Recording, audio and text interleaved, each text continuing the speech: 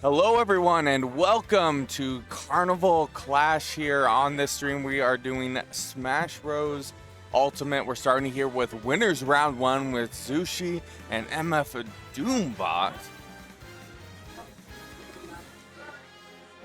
Right now I think getting an explanation here on maybe the map rules, not sure, but we should be getting into the game here soon.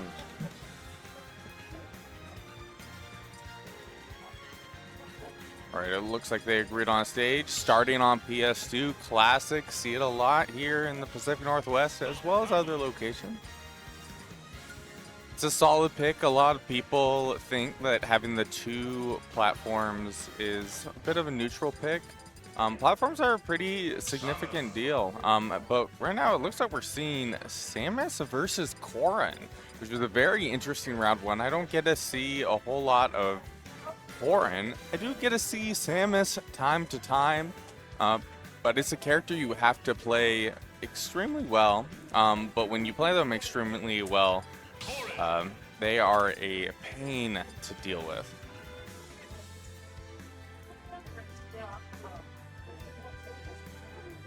All right, I guess they're just taking a breather here before selecting their character to start up.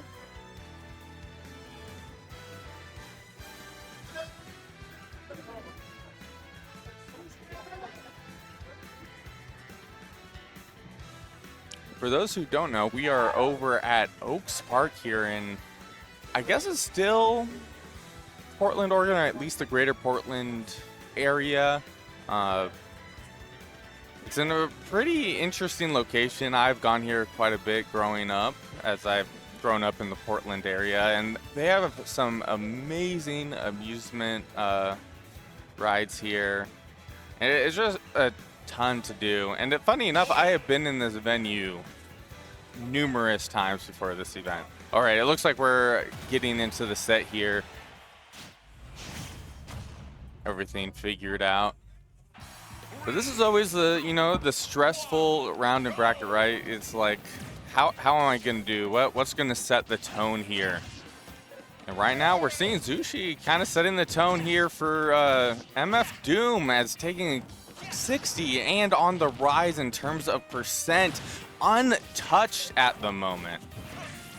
Oh no, ooh, a very almost unfortunate SD here.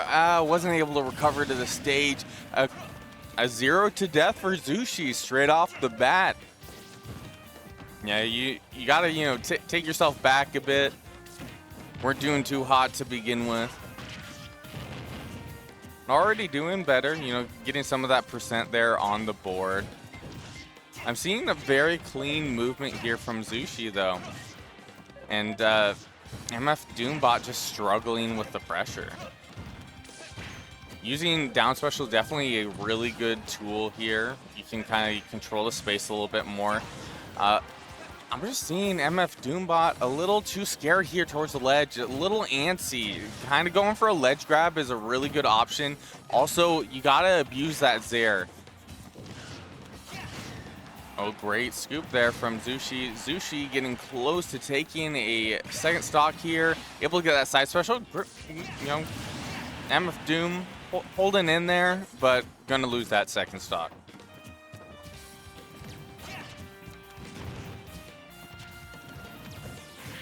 All right. I'm just seeing MF Doom a little antsy here. Really struggling with the pressure here. Preemptively going for the up special, and that's going to be game 1. If I wanted to see something a little different here from MF Doom, immediately just go for that charge shot, get some of that charge going.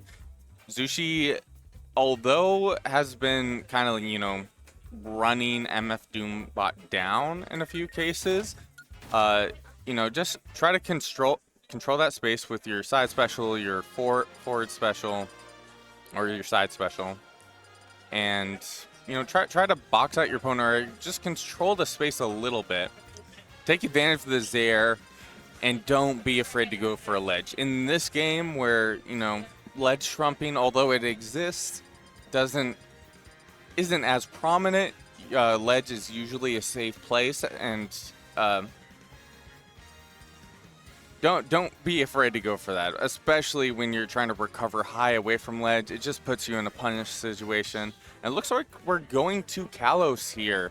I think this is relatively an okay pick for MF Doombot. However, I don't know, not having, well, yeah, you don't really have the platforms that play outside of kind of like edge guard situations here. So we're immediately seeing good use of, getting that charge. You have to be careful about air dodges here. It's very slow. You're left in end lag. Great stall there with the down special. Getting a little bit of damage on shield, but I just see MF Doombot just throwing out a lot of aerials right now. Like, don't be afraid to take your time, block a little bit. Well placed back airs there from Zushi, taking that first stock.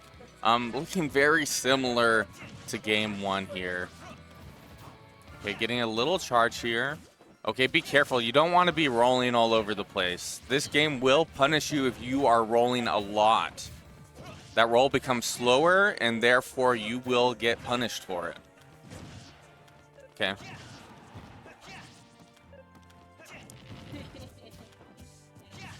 Seeing both players kind of throwing out moves here. I would say Zushi is definitely taking advantage of the positioning a little bit more. Definitely taking advantage of the kind of like whiff punishability of that side special, able to get the side special mixed in.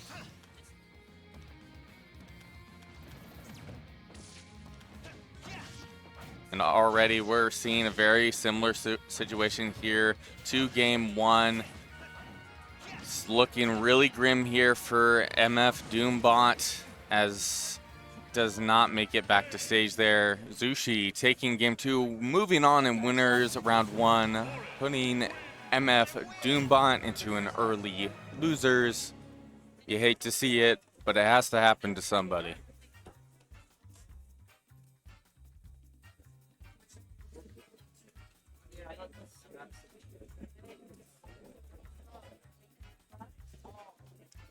It's always a wild card with these winners round ones. I'm not really familiar with either of these players. I'm not sure if this is just one tournament they ended up going to, or might be on the Melee side of things. Shout out to Melee. Amazing game. And it has quite the attendance here at this event. And not just Melee, but also PM from my understanding. Both just really enjoyable games to watch. Like, even if you don't play them, I feel like it is a great experience from a viewer perspective.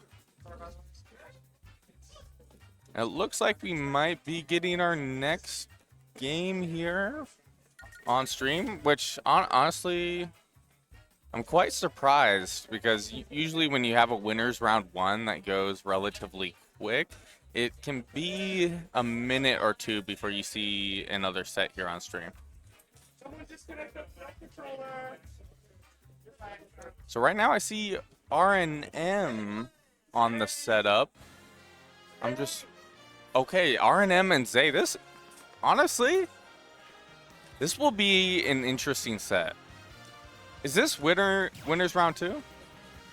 Or winners round one? I'm curious. Because I could see it either way. But this is going to be a difficult winners round one for both of them. Zay recently has been performing exceptionally well at a lot of these events that I've seen Zay attend. R&M also increasingly better and better performance over the last year. So, yeah, I could see this going either way. I do think Zay has a little bit of advantage at the moment. I feel like he's got a little bit more of the edge here, especially where it's going to be Captain Falcon versus Ness, where I feel like, although Ness being on the floaty side, just in terms of the disjointed aerials, the quickness of those said aerials. Oh, well, I spoke a little too soon, because it looks like we are seeing the R&M Pac-Man, which, as I was kind of like talking about it, I think this is a solid pick here for RNM, and I know RNM has been putting in some work into his backman. So I think this is a solid pick here going into game 1.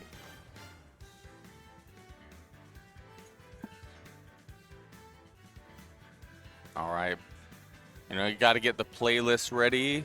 What's on your game playlist, guys? What are you guys listening to in bracket? Me personally, I'm a fan of listening to music during bracket. However, I do like having my game audio on top. So usually when it comes to brackets, it's either I opt for, you know, just listening to music when there is no audio, or if there is audio, I'll just listen to audio. It's kind of a back and forth. But we're starting here on PS2. Immediately we see RNM able to get the Galca at the ready. Does throw it out a little preemptively. We're seeing Zay get 2 fares in there and taking advantage of the long-lasting hitbox that comes with that yo-yo. And RNM able to find a little bit of an opening here. Ends up opting for the strawberry, trying to get the drag down from the down air. Surprising, I haven't really seen that. Not necessarily sure if that's the safest option, but it's an aggressive option nevertheless. And we're seeing Zay definitely catch RNM here. I have no idea what happened there. I'm guessing air dodged in and kind of just potatoed. But right now Zay getting so much value there and able to get the hydrant to connect with the RNM for some extra value. This game getting really far from RNM at the moment. Great use of the forward smash there too. RNM using the hydrant to try to help, you know, get back to stage there, but Zay quickly taking that second stock. This game's looking pretty good here for Zay. RNM has to do a whole lot here to bring this back. Has Sherry in the hand, was able to get the re-grab, but doesn't necessarily get the priority that RNM needs right now. Good place in the back air, a little too preemptive there with the forward smash. Kind of just waiting for an option here. RNM is starting to slow it down. I like to see it, especially when you're in this situation. Able to catch with the tilt. Zay actually a little bit in panic going for that air dodge there. RNM able to avoid the second PK fire. Going for Bell here. Great option there. Able to catch with the back air. Not enough to take the stock just yet, but RNM able to catch with that forward air. Throws the orange a little too preemptively, but able to interfere with that recovery. But still on that last stock. Has a whole other stock to deal with here. But I can see the comeback, especially if RNM is at 100% focus. Okay. Ends up trying to bait out an option there with the Galca. Able to catch with the forward air. Keeping up the pressure. Did end up dropping the combo. And it also ended up dropping shield there. The PK fire in the back air. Zay trying to interfere with that recovery. Able to get some value. Going for it again, knowing RNM is struggling to deal with that additional pressure. Oh, and the quick nair will send RNM towards the ledge. RNM still in this though. Like, oh, I spoke a little too soon. The up air able to close out that last stock there, giving Zay game 1 here. If I had to guess based on the stage list, probably also going Kalos here. Assuming RNM is, going Final Destination. So I was kind of right with the general idea that there would be like no platforms through the center of the stage. I'm wondering if Kalos was banned possibly, so opted for FD. I can see that being a possible ban for Zay. And already good value here for Zay, getting the 2 aerials. They're very similar here to game 1, where we saw Zay do similar thing here. You know, one thing we don't want to see here is RNM having an SD situation here again. Good patience from RNM. Still wasn't able to catch with the aerial there, and Zay just getting more and more value here on this first stock. Oh, great coverage there from Zay, and surprisingly taking that first stock here in game 2.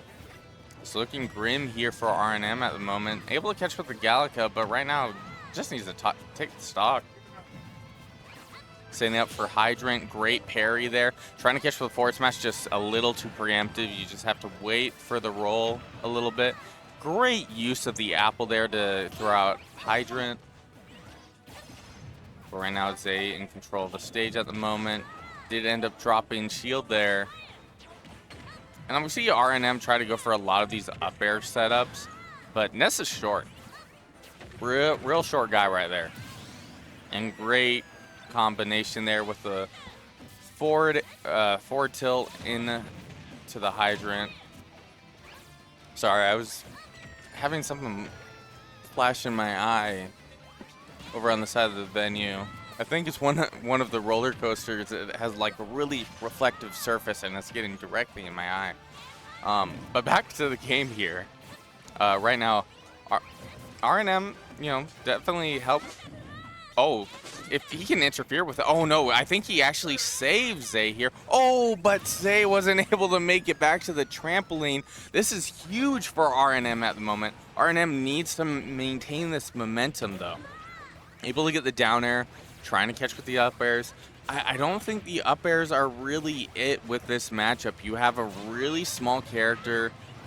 Being able to catch there, at least low to the ground, which does work against other characters, does not work against Ness, or at least it is such a small opening that it is a little too risky. Great Gallica conversion there from RNM and the forward smash to do it. We're going to a game 3, and it is a winner's round 2.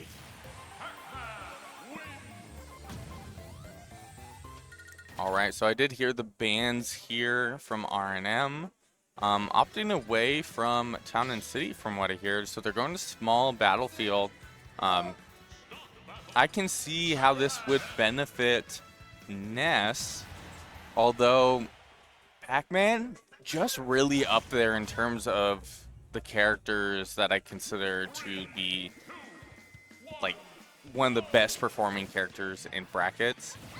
Or at least I just see a lot of high-level Pac-Man. In terms of high-level Ness, I did not see it as much anymore. It's becoming a little bit more of a rarity. There's a few notable names, like Send, obviously, being known as being one of the better performing Nesses. Got a few other Nesses out there. Skipping my head at the moment. I'm trying to remember. We got a few local Nesses that do really well. And when I mean local, I mean just at least Oregon State.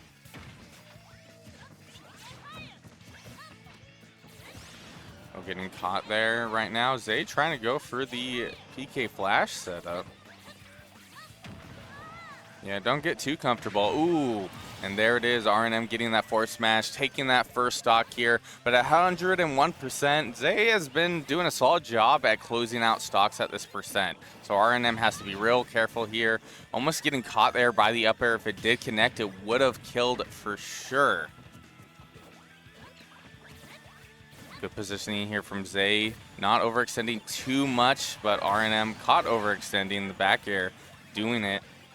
RNM not having too much of a percent lead at the moment. Able to get the Gallica mixed in for the 2 hits, but Zay almost getting a extension there off the magnet, mixing in a grab. RNM just going for that forward smash. You know, it is a meaty forward smash. It's out there for a bit, but doesn't seem to have been necessarily the best option here. Oh, interesting. You can see a little bit of a curve there on the orange. I was kind of hoping that was going to connect. Has Cherry in hand, able... Well, we're seeing good use of the fruits here from RNM. A lot of regrabs. Definitely taking advantage of the Cherry, which is the uncharged variant of Neutral Special, from my understanding. Okay, great patience there from RNM. I think it might have been a little preemptive there by getting rid of the Hydrant, but although it looks like Zay was just going to stall at ledge anyways. Oh, and the double PK fire. Oh my goodness, but the grab is huge there. RNM getting a setup ready, trying to catch with the orange. doing 2 backed up forward airs. Just going for the full charge here. Able to make it back to stage. Immediately shield on get up. Has the bell. Able to grab it. This is huge, and that is going to be a stock here. RNM needing to maintain this momentum. Zay not too far behind here. Can definitely close out the stock, especially with how much kill options Ness has. It's just a matter of being able to get in on RNM. Trying to catch with the nair, not able to connect here, but the back throw is going to do it right now. We are at a game 3 situation here. Last stock. We do see RNM did have a little bit of a lead. That lead is looking less and less as Zay's able to find some openings. Zay able to get the dash attack. Goes for the double dash attack, trying to deal with a hydrant here. We're seeing a little bit of scrapping for both characters, but RNM was hoping for the roll in with the up smash. I just didn't really see it happening, but RNM just was really waiting for it. Almost able to connect here with the back air, but Zay able to get the up air, just waiting for the landing option. RNM good about his positioning here. Able to throw out the hydrant there. Able to jab mix up here. This could be huge. It depends on what option they go for. RNM trying to cover multiple options there with the up smash and the back air, but now Zay having more of that center stage control. Using the PK fire to deal with the hydrant at the moment. RM now at ledge here, preemptively going there with the down air, knowing that it's an active option though, but needs a little bit more than that to kill.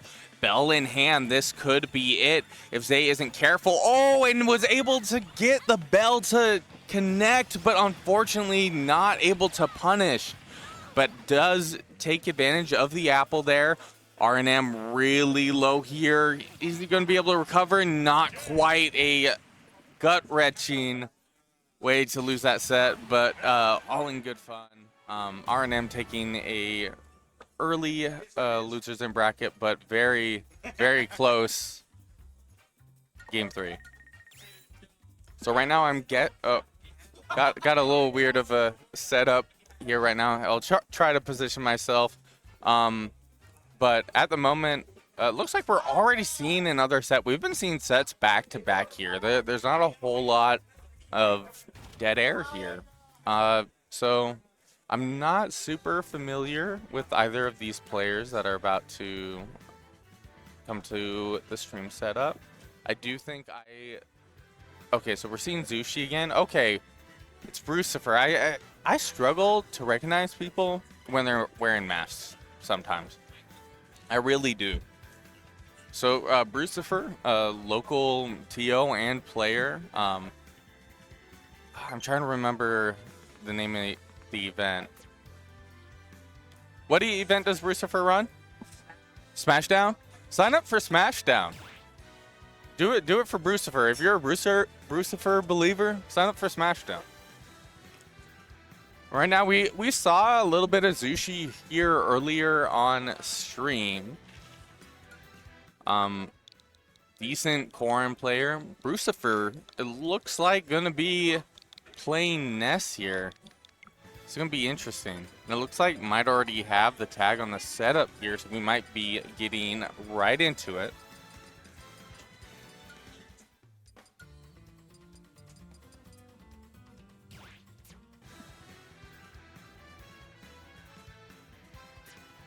Okay, deciding on the stage pick here initially.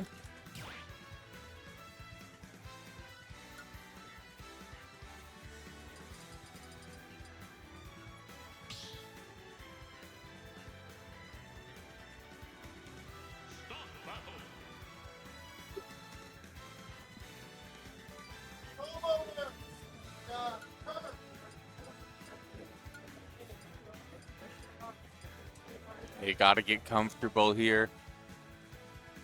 Managed to win your winners round 1. Now it's off to winners round 2. Not sure who's favored to win here though, so I'm hoping for a close match.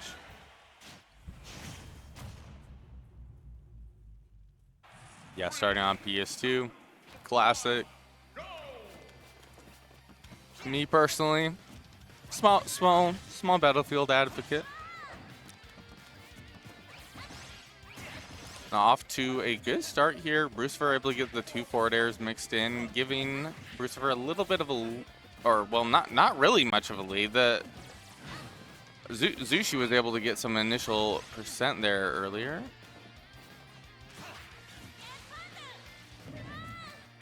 Good patience there from Zushi. Wasn't sure how to necessarily punish Brucifer there, so just, you know, opted to kind of wait it out. I would say Zushi's looking really good here at the moment. Did lose stage control, is getting dealt with a little bit, but when Zushi's able to get in here, I feel like Brucifer is struggling a bit. Interesting, going for the PK flash option, trying to shift momentum here.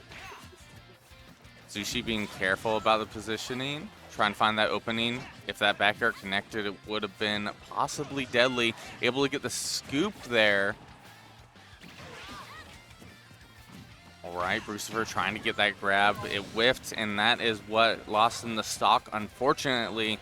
But right now, Zushi at 110%, not too far from possibly losing their stock themselves.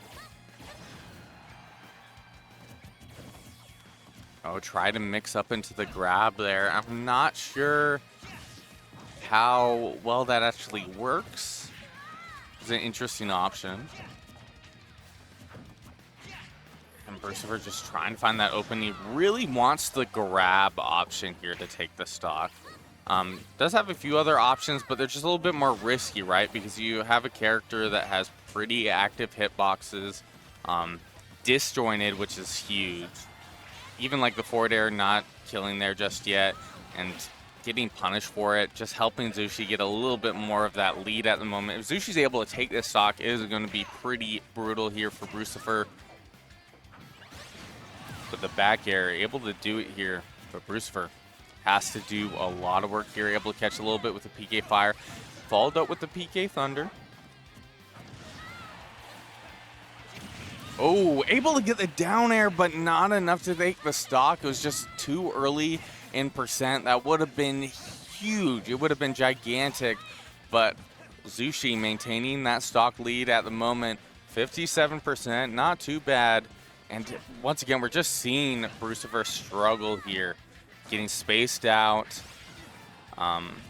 getting contested in a lot of these scrapping situations. Great catch here. That is absolutely huge. Trying to get the down air there. Like, Brucifer is making plays at the moment. Just needs something to really put that nail in the coffin at the moment. Because Zushi holding onto that stock.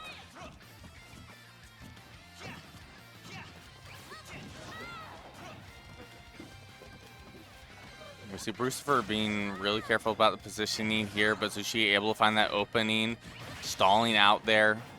But good on Brucifer, able to catch for that forward air there. I'm surprised that the up special didn't beat it out. Just caught it early enough, I'm guessing. Good catch with the PK Fire. Ooh, try to catch with the dash attack, but we're seeing Zushi take advantage of these disjoints at the moment. Backing up, trying to mix up there with the side special, able to get on the second time around, but still in this at the moment. But is Brucifer, oh, try to take advantage of that upward air dodge, but actually getting caught by the side special. Zushi taking game 1 over Brucifer.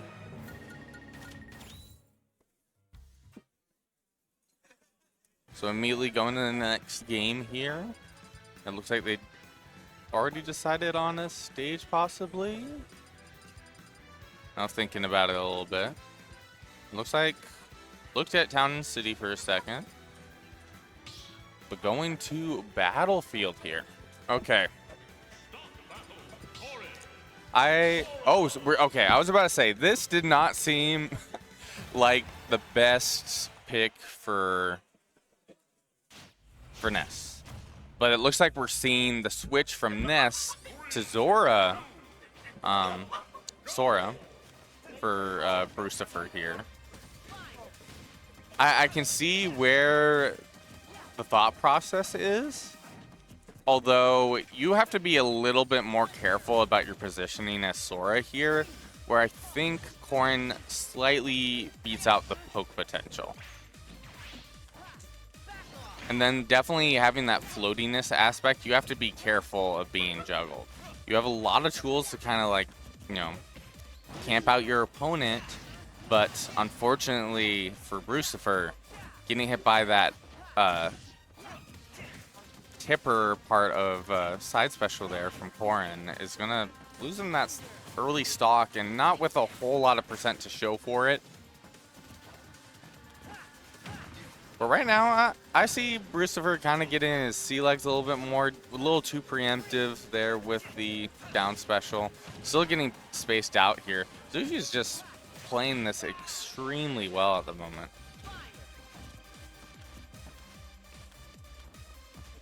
And yeah, Zushi not overextending. Brucifer once again going with that down special. Trying to take advantage of the spells here. Able to catch with the up air. Pretty strong hit. Going for the possible regrab here. Oh, but unfortunate SD while trying to go for the ledge there. Bold move there from Brucifer. And right now getting pretty severely punished here right into the next stock, giving Zushi quite the lead here. Yeah, you got to be scared when your opponent has this much of a lead. They might just start going for some really dumb options, because they can. When you have this much of a lead, you can start messing around a little bit. Brucifer here, though, doesn't have a lot of room for error, especially being at the 74% here. Going for that down special again. It's a good edge guard tool, but in neutral, I don't think it's the best option for Zora.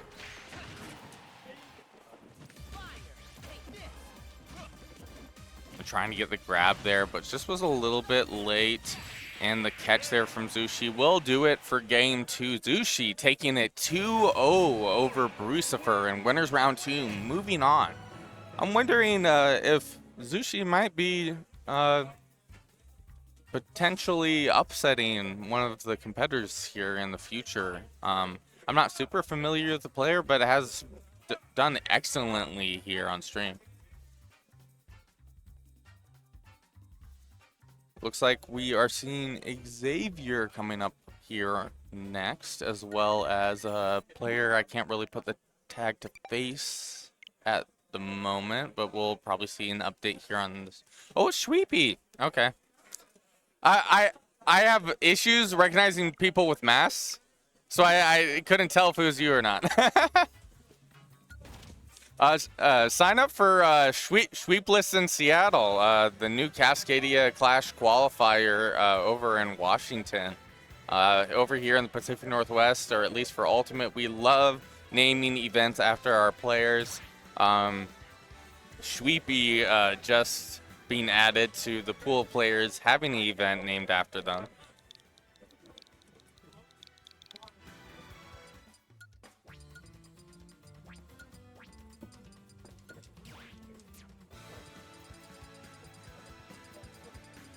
Yeah, you gotta get your tags done. You gotta get the music ready. But this is gonna be interesting. Xavier, one of the best players in Oregon, one of the most well-known Wii Fit players in North America. In terms of where Xavier stands as being the best Wii Fit, I don't know. He's my favorite Wii Fit, to say the least. But at least at one point or another, Xavier has been known to be one of the best Wii Fits.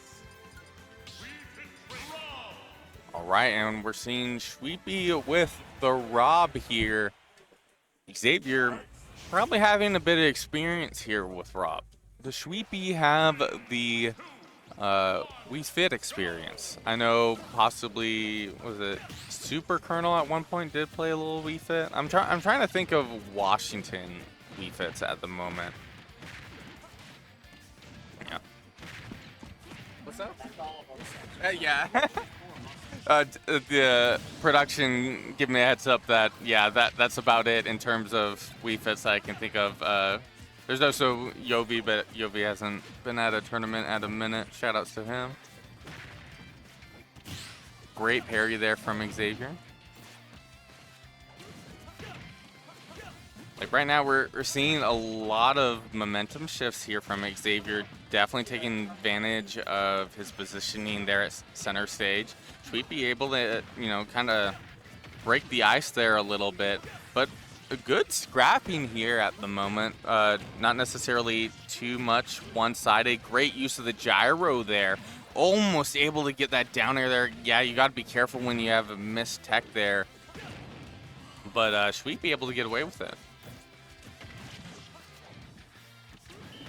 Oh, was trying to catch with the nair on Landy, but Xavier closed down that stock. Also having deep breathing here. This is a time where you either need to maintain your advantage or be really careful for when Wii Fit gets that opening. It looks like deep breathing is probably going to go away here in the second. There it is, but Xavier's still getting value here and there. Definitely trying to abuse the fact that Rob has a decently big hurt box. So Xavier trying to, you know, get a possible edge guard there. Has gyro in hand, almost able to get a forward air to connect there. Definitely abusing that active nair. Great gyro play here from Sweepy. Able to get the back hit there. Ooh, into the back air. But Sweepy is a whole stock down at the moment at 87%. But this is Rob we're talking about. If you are able to get that one opening, you can do a lot with that. Xavier right now is going to lose deep breathing at the moment, but sitting pretty comfortable, trying to abuse the extended hit box that comes from abusing that side special. And Xavier just kind of, you know, hey, I'm sitting comfortable. I can just wait you out. You're at 165%. I'm a stock up. But Sweepy almost able to catch with the gyro there, but just not quite. Got to be careful about how you go about this. Able to catch with the nair here. Is one of the things that Sweepy needs to be careful about is that using nair as a landing option definitely works from the front, but we've seen it go a little bit more towards the trading side on the back. Oh, ooh, got to be careful of that ball there. Was almost able to connect here, but Sweepy still in this. I think he has gyro in hand, throwing that down, going for the re-grab. Able to interfere with Xavier going for deep breathing, but the dash attack is going to do it there for game one. Although, you know, a little bit in Xavier's favor, very, you know, intense game one. Especially towards that first stock, that's when I was seeing Sweepy doing an excellent job at just keeping pace with Xavier. It's just as the game was kind of go further in, we were seeing it kind of go a little bit more towards Xavier's favor, where he just maintained that lead. So going right into game two here. We're already in winners quarters-finals. 3, 2, 1, go! That's just what it has on stream right now. Sorry, I was just seeing that. I'm a little confused. I would assume that we would have a winners round 3, but perhaps not. It's supposed to be winners 8s. It's just a weird thing about Start GG. Okay, so a little weird thing on the Start GG side. Ooh, great catch there from Xavier here. A pretty different looking start than last game. This is qualifying to get top 16, so it is best of 5. Okay, so we are in best of 5 territory here. So if Sweepy doesn't end up winning this game, hasn't lost a set just yet, but we're seeing Sweepy almost able to catch Xavier there, but still needs to close out the stock.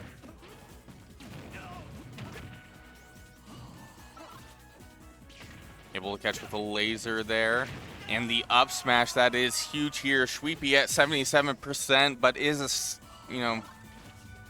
was stock behind, so that 77% is towards Xavier's favor. And Xavier putting on the pressure there. Right now, Sweepy no longer having access to the powered up laser. Able to get 2 down tilts mixed in. Goes for the roll. Has the gyro in play. Does get hit there. Oh, almost getting punished there on platform. Now deep breathing is in play. This is where you either have to maintain your advantage or don't get hit. Because right now it's just so scary when Wii Fit is able to get in on you while having deep breathing. You could just lose a stock, especially when you're playing against Xavier, who has a lot of these deep breathing combos optimized, knows a lot of scenarios. And right now we're seeing similarities here to game one here. Although if Sweepy's able to close out that stock, that would be huge.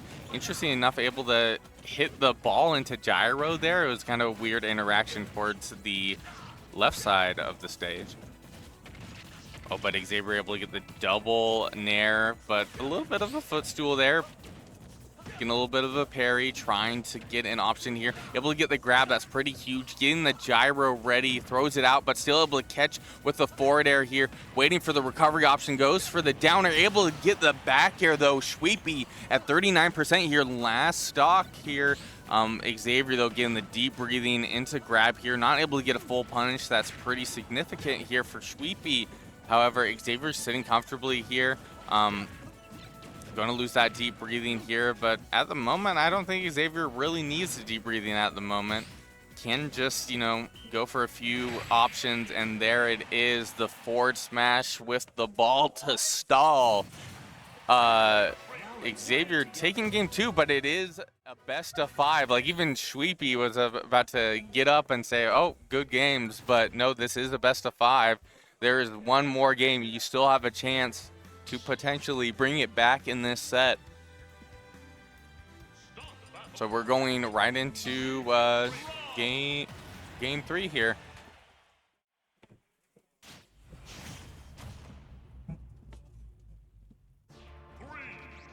Going to Hollow Bastion. Okay.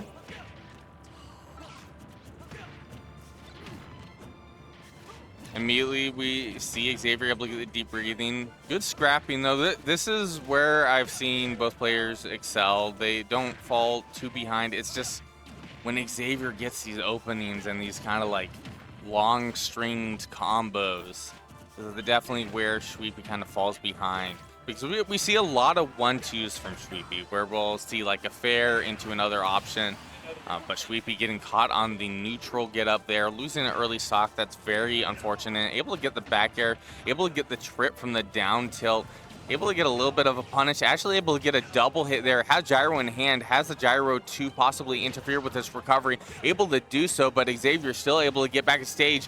Oh, and Xavier getting a punish on the whiff of that up smash. That is a lot of damage.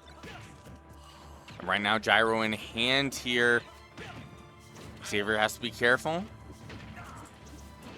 Sweepy really trying to close out that stock. Oh, but the ball still being active, able to catch Sweepy. But Sweepy getting that down smash there, 80%. But Rob is big. Deep breathing is in full effect. But Sweepy doesn't seem to care. Going for that spot dodge, able to get a lot of down tilt value. Able to use the down tilt into the forward tilt. Or potentially jab. I get mixed up by the... Oh, it was jab. It was jab. Yeah, we're seeing that mix up quite a bit here from Sweepy, but Sweepy needs a little bit more than that at the moment. Oh, able to get the back air there, taking advantage of that delayed move. All right, trying to get the back air on the in. Really trying to interfere with that recovery. Xavier able to find that opening, though. Able to catch Sweepy here. Sweepy trying to land with that nair and getting caught by the ball there. Xavier up a stock at the moment, 85%. Does have that deep breathing. We're seeing a lot of percent there. Almost able to get that forward smash mixed in. We do see Sweepy rolling here. You have to be careful. Stop rolling. And Xavier able to get so much value there from the double nair into oh, okay, and that's it. Xavier taking game 3, winning the set over Sweepy. But excellent performance from both players. That does mean Xavier is moving on into top 16. And Sweepy is put into losers here, but could definitely make the losers run. It looks like we're seeing... Give me a second. Oh, I think I got confused by a set being called somewhere else. I'm not sure who we're going to have here. Oh, we have Despa and Major. This is a pretty hot set here. We have Major, if you don't know, the King of Darkness himself, the Ganon main of Ganon mains. And then we have Despa. Don't follow my man on Twitter. But he is a pretty good Wii Fit trainer. Has been getting excellent performances recently, and is a threat in this bracket.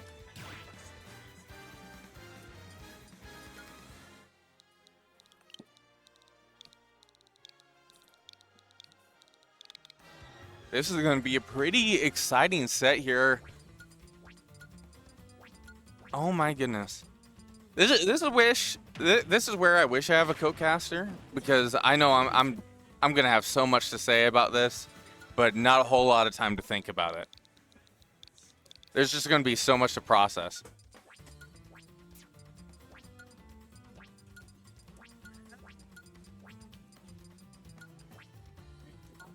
Here, I'll try to get RNM up on comms with me. I need somebody for this one.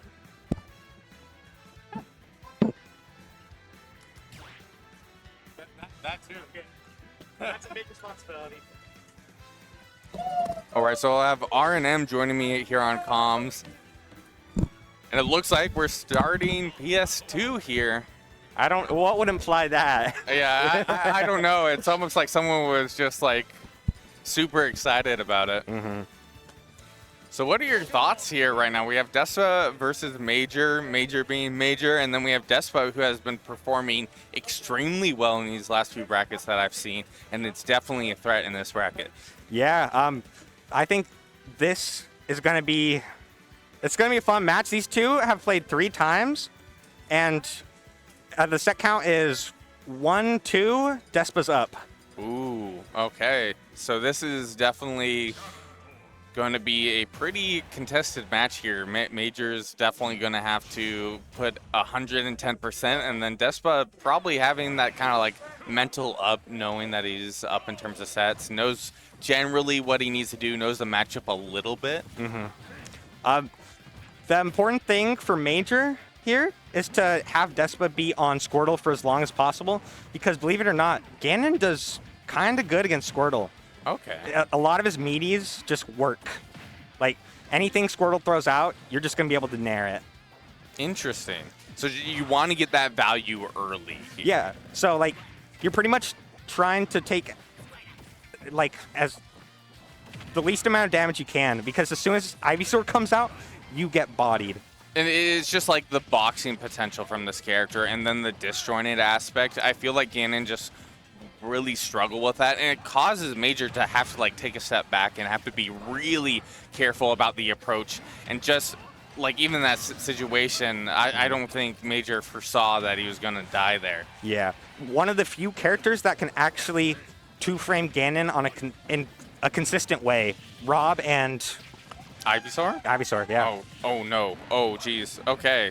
And if Oh my goodness, what a way to respond to that. Major taking that first stock on Despa, but Despa looking pretty comfortable, almost able to catch with that back air. Oh, but, a little too comfortable there, giving Major the stock lead here. Immediately going for Ivysaur, now kind of recognizing that it's probably the better option here at the moment. Yeah, for sure. And Major himself said that he thinks Despa playing Ivysaur alone is a top 5 Ivysaur in the world. Oh, really? Yeah, I don't know if I'd go that far, but he is definitely the Ivysaur master. In terms of Pokemon trainers that he has played that are like PGR, how like 0. so what is the basis?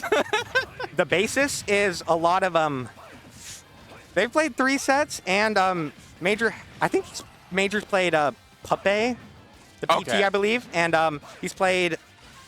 So it's not completely baseless. Great up smash there from Major, taking game 1. It is Yeah. best of 5 though here. That's good. Yeah, these two have only played best of 3s, believe it or not. Okay. So this is a nice breath of fresh air for them. So this is the real endurance test. Mm-hmm. And Major's played Furret a decent amount when Furret used to play PT. He was on the PR with PT listed. He does still kind of have a pocket PT, though. And in terms of Eugene having a PT, we have no one. No one? No one. Maybe Irod's pocket PT got him ready, but Irod has so many characters, I wouldn't even call his PT real. Like, as far as I'm concerned, he has a Mario, and that's it. Okay. I'm sorry, Irod. He's gotten success with both Joker and who is it? Palu. Okay. Palu yeah. is like the character that if he dropped Mario, he'd be playing. Like, he's a very fundies-based player, and it's just those characters just are so good already, and then you just throw great fundamentals on top of it, and you'll find success. Yeah. Like, Despo was doing kind of a good job edge guarding last game, but this game he's kind of getting caught off guard. He's got to get. Oh, my bad. Yeah, but I do see a lot earlier use here of Ivysaur. I think Despo's kind of noticing. It's like, hey, I actually don't want to go Squirtle here. Yeah. You die early if you go Squirtle. You get beat out by Gan's hitboxes if you go Squirtle. All right. That was a good air dodge by Major. Oh, did he still have his jump? No. Oh, he doesn't. Yeah, that's going to be that stock. But right now, you know, Despo was a stock behind here, so being able to close that out is pretty huge. You can't jump. Okay, shielding right next to Gan is the worst thing you can do, especially if you are too afraid to do anything, because he will side B you. He will catch your jump with an air. The one thing he will not do is dash grab, because Major is a big believer that Flame Choke is better than dash grab. I will see him grab, which I remember the first time I ever saw him grab, and I was just flabbergasted. That's how iconic him not grabbing is. It was just like, what on earth is going on? Was it a misinput? There's no way this man just grabbed. I do think Major does see certain scenarios where he's going to get enough value from a grab from the combo that follows it rather than going for the Flame Choke. But other than that, we do see him opt for going for the Flame Choke instead. That was... Hey, he's big. Insane. Yeah, he's big. And he's dead. And Major taking game 2 here. These... All right. Yeah. These adapting changes that Despo's making, I don't know if he's even trying to change anything. So I know you saw the set count, but did you watch the games by chance? Yes, I watched the games. Major kind of got like... The thing is, Despo was not scared of Major those 2 times he beat him. He really, like, I'm going to treat Ganon like a low tier, and he did. But as soon as you start getting hit by Ganon, you're like, oh, I need to shield. And then that's when it becomes even worse, because when you're shielding, all you can do is drop shield, which takes a lot of frames. You can roll, which takes a lot of frames. You can jump, which leaves you vulnerable because you can't shield in the air. You can burn air dodge, whatever. But Major is the jump catcher. He will catch any jump. Unfortunate loss of a stock there for Major this early. But I do see Despa opting for Squirtle there in the beginning. And I feel like probably the thought process is that although Ivysaur is really good, it wasn't necessarily getting in as much as he would like. Yeah, that's fair. A huge catch with the Nair there. What's the option? Goes for the down tilt, which is safe for Major there, and Major able to avoid a lot of hits there. But yeah, I guess Despo was just a little bit too sliding to that right side there. Yeah. I like Despa's contesting a lot in the air with Ivysaur, and it seems to be working out for him a little bit. Like, we saw him trade with Major, sometimes even beat out Major in the air. But as Squirtle, you don't want to be doing that. But as Ivysaur... See, what I say Despa do right now, just play Charizard and just beat him at his own game. You want meaty, hard-hitting hits, just space him out with back air. Man can't do anything. Yeah. Believe it or not, most Ganons believe that Charizard is the hardest to fight out of the 3 characters. That's funny, but... that's funny. So, hey, I don't think they played against Major, though, because I was seeing that Flame Choke conversion just because of the, how big Charizard is, and it didn't even matter whether he rolled the right way or not. Well, that's just the Major diff. All right, Despa in a really good spot here. Could possibly take this. here. However, Major is starting to slow it down quite a bit, switching to Squirtle here. What? I can't really think of the thought process here, to be honest. Maybe he just wants to rack up damage. I think it's Or a big liability. Stage control, possibly. Yeah. It's over. But if you're talking about stage control, I feel like Venusaur is the better option here. It's over. I don't see Major losing the situation. Like, Oh, wait, well, he's going Charizard. Oh. Wait a minute. wait, Ganon's apparently worst out of the 3? Okay, I'm waiting out. It's not even that bad okay, because there he it just is. wins, because that's Major. Major taking game 3 pretty convincingly. That was really convincing. This was the set that I was like, hey, I need a co-caster because I feel like this is going to be a minute, but yeah. Major proving me wrong that he's just that good. Yeah. A lot of dash attack to up air conversions at ledge. Got him some pretty good kills. Yeah. People are not ready to be ledge trapped by Ganon. When you think Ganon, you think, oh, he's slow. I'm just going to pick an option and shield. Yeah. But Ganon's dash attack lasts so excruciatingly long that you'll always get hit by the late hit, even if you try and shield, if he times it right. And Major, his other trademark, other than going off stage, is dash attacking your get up and then killing you first. It's such an odd thing to think about because I just think about all the get up attacks that are just like super disjointed. Does it beat those out?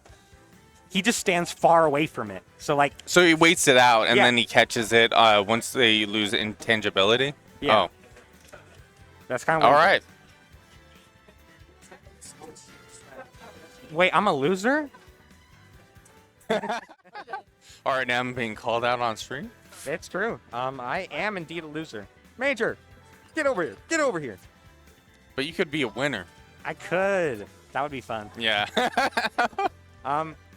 What did you catch Despa doing? What did you catch him doing? Did you catch him jumping? You caught him jumping. Did you catch him trying to edge guard you? You caught him trying to edge guard you. It was crazy. Your dash attack to up airs at ledge? Kind of? Yeah. All right, but we are seeing Jared here, and is that Sushi? Zushi, the corn from southern Washington. Okay. Sowa, as we call it. Sushi has been performing extraordinarily well. Yeah, if I'm not mistaken, he might be PR. But I wouldn't be surprised because Zushi's performance in earlier bracket, very strong performance, very like felt like Zushi had the game the entire time, and then but now going against Jared, That's the best performing character or best performing player in Oregon, and also a sortie that has bigger disjoints than you. So I feel like this is quite the matchup to deal with. You're not necessarily used to the poke potential of a character when your poke potential usually beats them out. The good thing about Corrin in this matchup, I'm going to talk more about Corrin because everyone knows Shulk is broken. Everyone knows Shulk beats quite a bit of sorties. The good thing that Corrin has is fair out of shield. It's quick, and it's pretty... you can drift a lot during it. You can really control your momentum. Yeah, and it comes out a lot quicker than any of Shulk's aerials. Part of it is that Shulk really doesn't fare out of shield too much. He kind of wants to land on you with fair. Meanwhile, Corrin can do both landing and rising aerials. It's crazy. Zushi was doing such an excellent job at the start of that set. And then Jared just saw the moment to throw out Smash Monado and suddenly just gained the lead in less than like 10 seconds. Yeah, Shulk could do that to you. Great catch there with the back air here, trying to get the sweet spot there. And there's the Jared forward smash. And I guess that was enough to take that stock. Jared looking pretty good here. Rough game here for Zushi at the moment. Definitely don't want to be on ledge, and definitely don't want to be attacking out of the corner against Shulk. That's kind of why Zushi lost that stock. And I feel like Zushi is trying to take advantage of the disjoint and the distance that you get with back air But that's very hard to still do against Shulk. Have you seen Shulk's back air? It's insanely large. It is the best poke option in the game for something that isn't a projectile, in my opinion. For sure. Unless you count Cloud back air, which Or Min Min, which the whole thing is poking, but yeah. No one likes that character though. Yeah. We like to talk about we love character. Min Min. Yeah, we love Min Min. We love Min Min. Whoever is spreading that propaganda. Stop. Bro, the propaganda is about to be back here in Washington. You see that? Yes, I did see that. I'm kind of excited because I've only fought him once, and it was kind of fun. I like fighting against Min Min for the most part, even though the character is like so polarizing and wins so many matchups. I really enjoy having to use my brain. Oh, great catch there from Jared. That you can't do anything when you have to use your up as Corrin. It's like, and you're getting edge guard by Shulk. It's rough. I was surprised here earlier on how easy it is to punish Corrin before Corrin starts up special. She sits there for like a solid a third of a second. You'd figure that she's intangible, but no, she's not. She's intangible for I think how many frames? About like on startup? On the startup, the intangibility doesn't start right away. It starts like 10 frames in and lasts for like 5 frames or something like that. So it's very there is a chance that you get the intangibility and you just like negate the move that's thrown at you. It depends on your opponent's timing, which isn't something you have control over. Yeah, especially when you're playing against Shulk, who can like just like start up here and swing all the way. It's very ambiguous. A great grab mix up there from Zushi. But this is when we see situations where Jared can just like take control. When he starts throwing out these Monados and he gets stage control, he's trying to get a mile with that. Interesting. Oh, and he was able to get away with it too. That was a weird up smash. Okay, Corrin up smash sucks. That use of it, pretty damn good. Like very. Yeah, it looks pretty good to me. And the smash, able to avoid that. That is actually huge. He's probably gonna go away from it here. I can't see him sticking with it.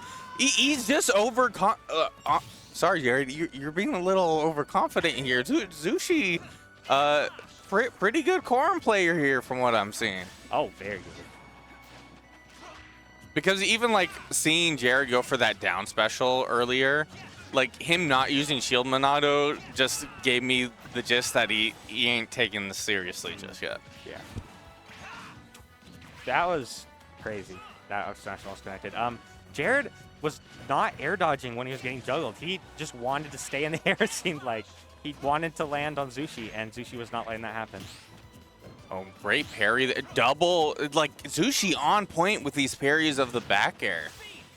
He has Jared shielding, and that is what you want to do because that gives you an opportunity to go run up and grab. Oh, Smash Monado in play here, switching immediately to. Oh, no! Unfortunate. Hit him with the waterfall. Oh, my goodness. Yeah. Unfortunately, Corrin grabs don't lead into any combos and doesn't kill till like 160. Yeah, very much like a 1-2 juggle character. Yeah. A lot of good frame traps. But you're also playing against a character who's got a big sword and can frame trap. Yeah. Oh, great use of the side special there, kind of resetting the situation, opting for the ledge a little bit. What? If you get pinned like that, you're done. It's just over. I'm just surprised that connected with the sweet spot. Okay, hey, let's go, Zushi. We see you, and grabbing there too. Wait a minute. He whiffed 2 grabs. You got Jared on his toes. This is an insane showcase of being patient. You saw him wait out that air dodge and grab him. Then you danced around the shield. This is really huge. I know he's holding on to the Smash Monado. If he was able to get that up air to connect while Smash Monado was still active, I think he was going to take that. Yeah, for sure. Oh, and he was able to catch with the up air here. Good positioning, using that back air, taking his time, not going for any preemptive options. Jared, what was an okay spot, but being a whole stock behind at the moment, I don't know how much the Monado arts are going to help you out here. It helped you out there, but will it help you bring back this game? Okay, going for the Buster. That's going for all value here. Okay. Sushi has him so scared. He's shielding so much. You don't got shield art no more. Stop doing it. Like, if you have to look at Jared's sets and see how often he actually shields, this is pretty crazy. Okay, that's a huge. Oh yeah. Okay. I'm sorry I doubted you, Jared. Oh my goodness. It's best of 5. But what a comeback. That was pretty crazy. It turns out he didn't really need Monado's for that comeback. Yeah, but I feel like Jared's going to be respecting him a little bit more here in Game 3. Oh, for sure. I feel like he was taking a lot of leniency. He wasn't necessarily going for the safest options. His kind of, what's the word for it? Kind of like going into this game, he had a set idea of like, I'm not in the point where I need to start trying yet. Yeah. Kind of thing. But Zushi, proving that he's a threat in this bracket. For sure. Definitely don't want to try countering against him because he's got a disjoint, so you won't even get hit by the counter. Shulk's counter is so bad in so many scenarios. That's why I feel like when I see Jared go for it as an, oh my goodness. Oh my god. No worries. Was that really the option you were trying to go for, Jared? I bet you. I'm very confused. I bet you he was trying to get shield or something else. If he did do smash art, why? Like if he because he was still in disadvantage for the most part. Mm-hmm. So I think it had to have been a mishap. Yeah. Or maybe he was thinking use Smash Monado to get out of it and not get hit by a meaty. Maybe that, and then you get followed up by a frame trap into a meaty. Yeah. Okay, but right now he means business. He wants to take the stock here, able to get the grab mixed up with the scared pressure and taking advantage of that jump Monado. Zushi not able to make it back. Yeah. That back air will send you closer to stage if you're facing towards stage, but not far enough. Okay, great catch there with the pin here, waiting for the option. Great use of the speed Monado here from Jared. You can see Jared trying to space his moves now instead of trying to land on Zushi. Okay, 153%. Oh, Jared having that stage control and trying to take advantage of the Buster. Got him on that platform, getting damage for it here. Good patience, shielding that. Great catch. You see the back air boost there from Zushi? Yeah. That's really smart, but unfortunately still losing the stock there. 153%, but if you're talking about someone who can tank stocks, Shulk can do that, and Jared can do it even more. Like now that Shield Monado is, okay, and there's the... the classic Jared counter. Honestly, like that is something I've only seen from Jared, but I also don't see a lot of Shulks. Yeah. But I remember seeing that at Port, and I was like, damn, this is kind of genius. This is kind of the strat. Maybe. Oh, if he was able to get that to connect, that would have been huge. Corn Sword barely not long enough there.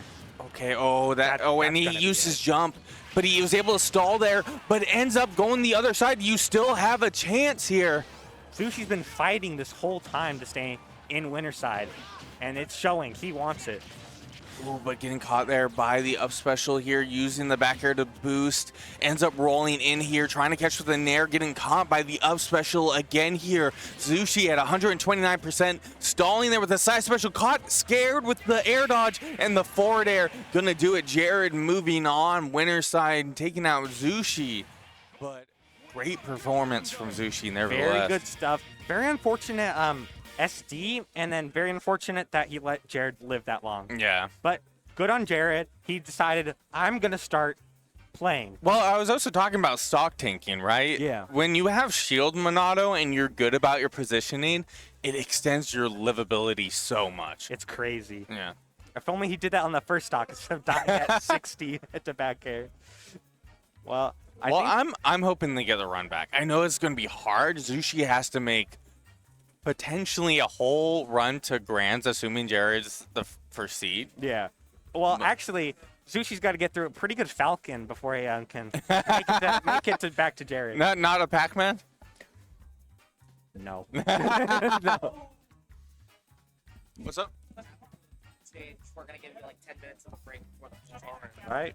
So I guess we're going to be taking a break here for the next 10 minutes while we're waiting for the next pool to start. Everyone stay tuned. We'll be back with some more games for you here in a bit. Peace out. That was fun. And I collected set data.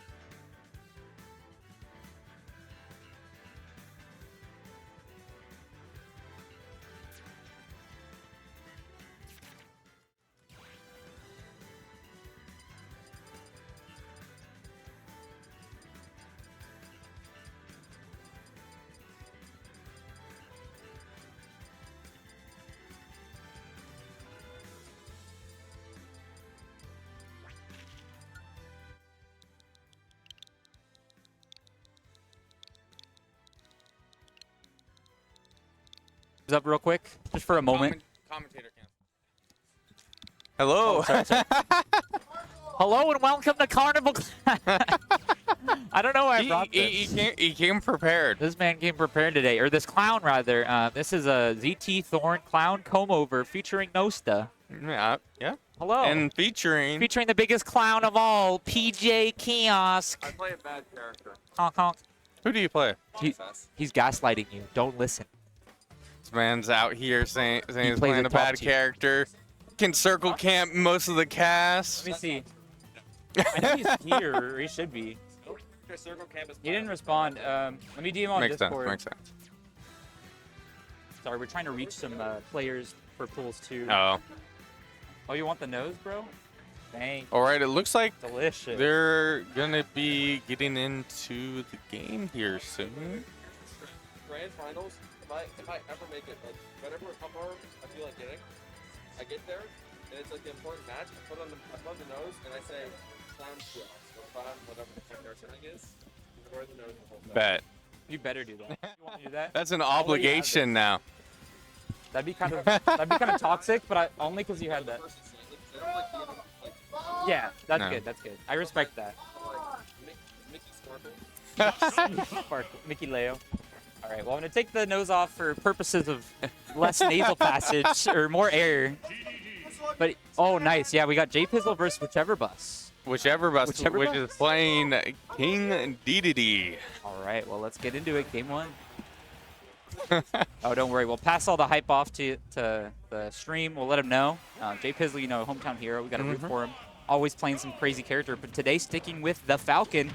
Let's see it. Nice timing on that nair. Ooh, okay, he's getting a little fancier. I'm curious, how much experience does J Pizzle have against GDD? I know we have like D Sleeper, Right. And I'm just curious on how much they've played. Well, more recently, too, a lot of Gambit's locals have been invaded, or recently, oh, that was almost Ooh. insane. PK Frog, she's a really good DDD of Okay. this same skin, the pink one, too.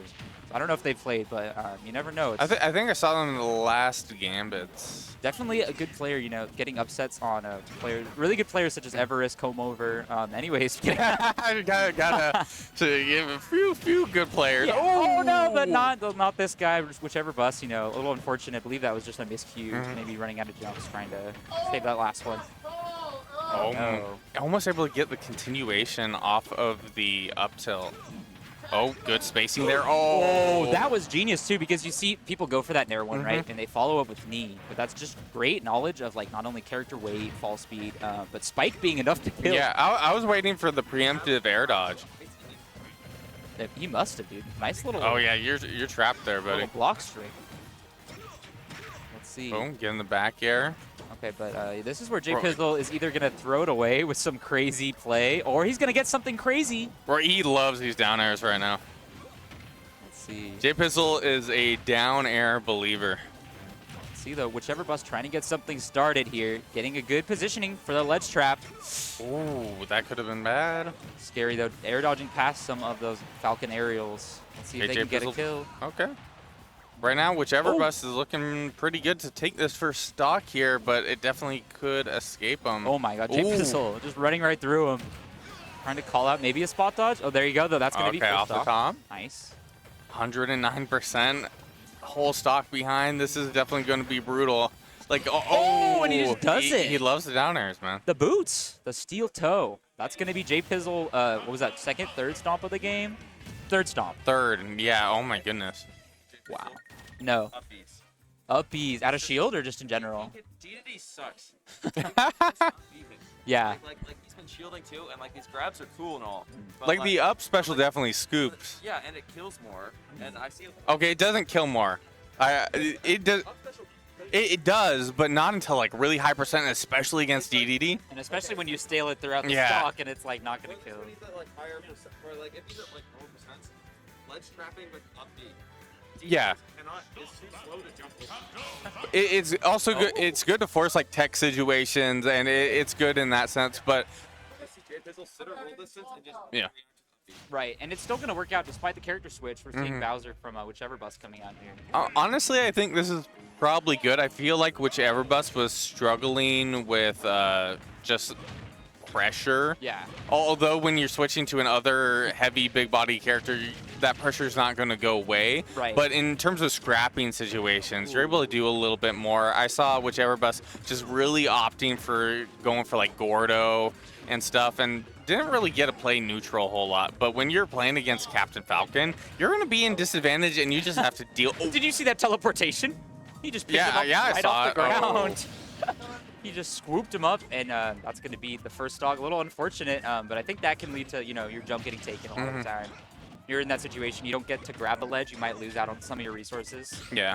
But Good parry for whichever bus was trying to. Oh no, dude. Okay, Whoa. yeah. Oh. That's a triple, double decker, 3 ice cream cones. Delicious. But I wanted to add to onto not only Falcon being like such a great matchup against heavies. JPizzle's so smart, so knowledgeable with all these heavy matchups. Playing a lot of the heavies himself. Yeah. So we're gonna see a lot of combo damage coming to play here. Whichever bus though, getting that up smash. Yeah, I feel like whichever bus has been going for a lot of like random options out of like just getting out of disadvantage. Right, like that, and like it's not the worst option, right? Like you want to do risky plays, but you want to like kind of weigh that risk Well, reward some- like there. Like that was good. Sometimes you just need to take the damage Yeah. and don't go for too many unsafe options, especially now when you are on your last stock, even though you're Sorry to interrupt. Oh my gosh. it was completely justified. Oh, the jab tried to get the put, I think. no, I think he was trying to read for him to roll in. Okay, just keeping the momentum up. Yeah. I like it. Yeah, I could believe it. That win box though, and the fire gonna knock him off though. JPizzle kind of on the ropes here for the first time in the set almost. Okay, whichever bus trying to take advantage, just a little too preemptive with some of these options. Oh, and like like our good friend PJ was saying, up B could have helped out there too. A lot of these like scrambles close up. Like I will say, JPizzle not using up special at all. Like that is kind of surprising. I will get behind that. Yeah. But you were saying like you just use it as the kill option. Literally, like it's At this point you could. It's unscaled. maybe he's like saving it for that reason. Like he wants to use it as like an ace in the hole. Like right now, I think he just wants the style right now, and that is just not in the cards right now. Yep. I think we know our JPizzle a little too well. That's going to be the first set of Block 2 here for both of us. Great stuff, though. whichever bus, proving that his Bowser worked out a bit better against the Falcon. Like you were saying, he was really fighting out of the corner a lot, but he started to focus in on this game plan, like getting damage off and weighing that risk reward so that he's not losing. So we'll see. I just wish that he was a little bit more careful about the options he went out with, because a lot of the times it felt like he was just like taking a Hail Mary with a lot of these options, rather than just like looking at what JPizzle was doing. It's like, hey, maybe it's better that I wait this out. Exactly. Go for a grab here or there. Yeah. Or when I'm getting carried in the sky, like just the thing with dealing with Captain Falcon is that you can like lose your jumps, you're in disadvantage for a long time, and you just have to respect it. When you start spamming options, you're immediately giving JPizzle a reset to do that again to you. Exactly. Yeah, and I really do think like with Falcon, like he has such great tools, like his dash dance, he can bait out some of those defensive air dodges to the ground directionally. Just really good at following up. Like he's got every tool in the book to just kind of force those defensive options out, kind of punish you for it really well. All right. What do we got next? Everest Radiant, maybe? Yo. Or is Everest going? Are we getting a hype Fire Emblem duo battle? Which is the better game? Having played only Fire Emblem Heroes, I could not give you an answer. Who's the better champion? Oh, then? true. Well, in my opinion, in the tier list wise, I'd say Roy, right? But Yeah, maybe. So are you talking about Ultimate, or are you talking about Fire Emblem Heroes? I don't even. It's been a while, bro. I play mainly with I Max. got locked out. So you want to hear what happened? So I played Fire Emblem Heroes for a really long time, Right. and I never paid for anything. And then apparently I rolled so many champions that I need to extend my storage, but I was out of free extending my storage. Yeah. So now every time I open the game, it's just like you need to extend your storage, Oh. and it's just like I'm not giving you guys money. Shoot. Yeah. It's definitely one of those like pay to plays. Like literally, if you're not doing your dailies, you're gonna want to get further in the game, which you have to. You don't have to, but yeah. See, but Ike in that game did wonders for me. Oh yeah. Well, I don't see who's the. Well, there's so many variants. That's right. Yeah, there's like different. That game has a lot. If you're a Fire Emblem fan, then you're eating happy with that. Oh yeah, exactly. Yeah, well put. But yeah, it seems to be yes. We're getting Everest Radiant. Everest definitely riding the line on that PR level. He's been PR before. Let us not forget. Yeah. Definitely one of Oregon's best players. Not gonna say up and coming. I almost just threw a buzzer out. He's been here for longer than me.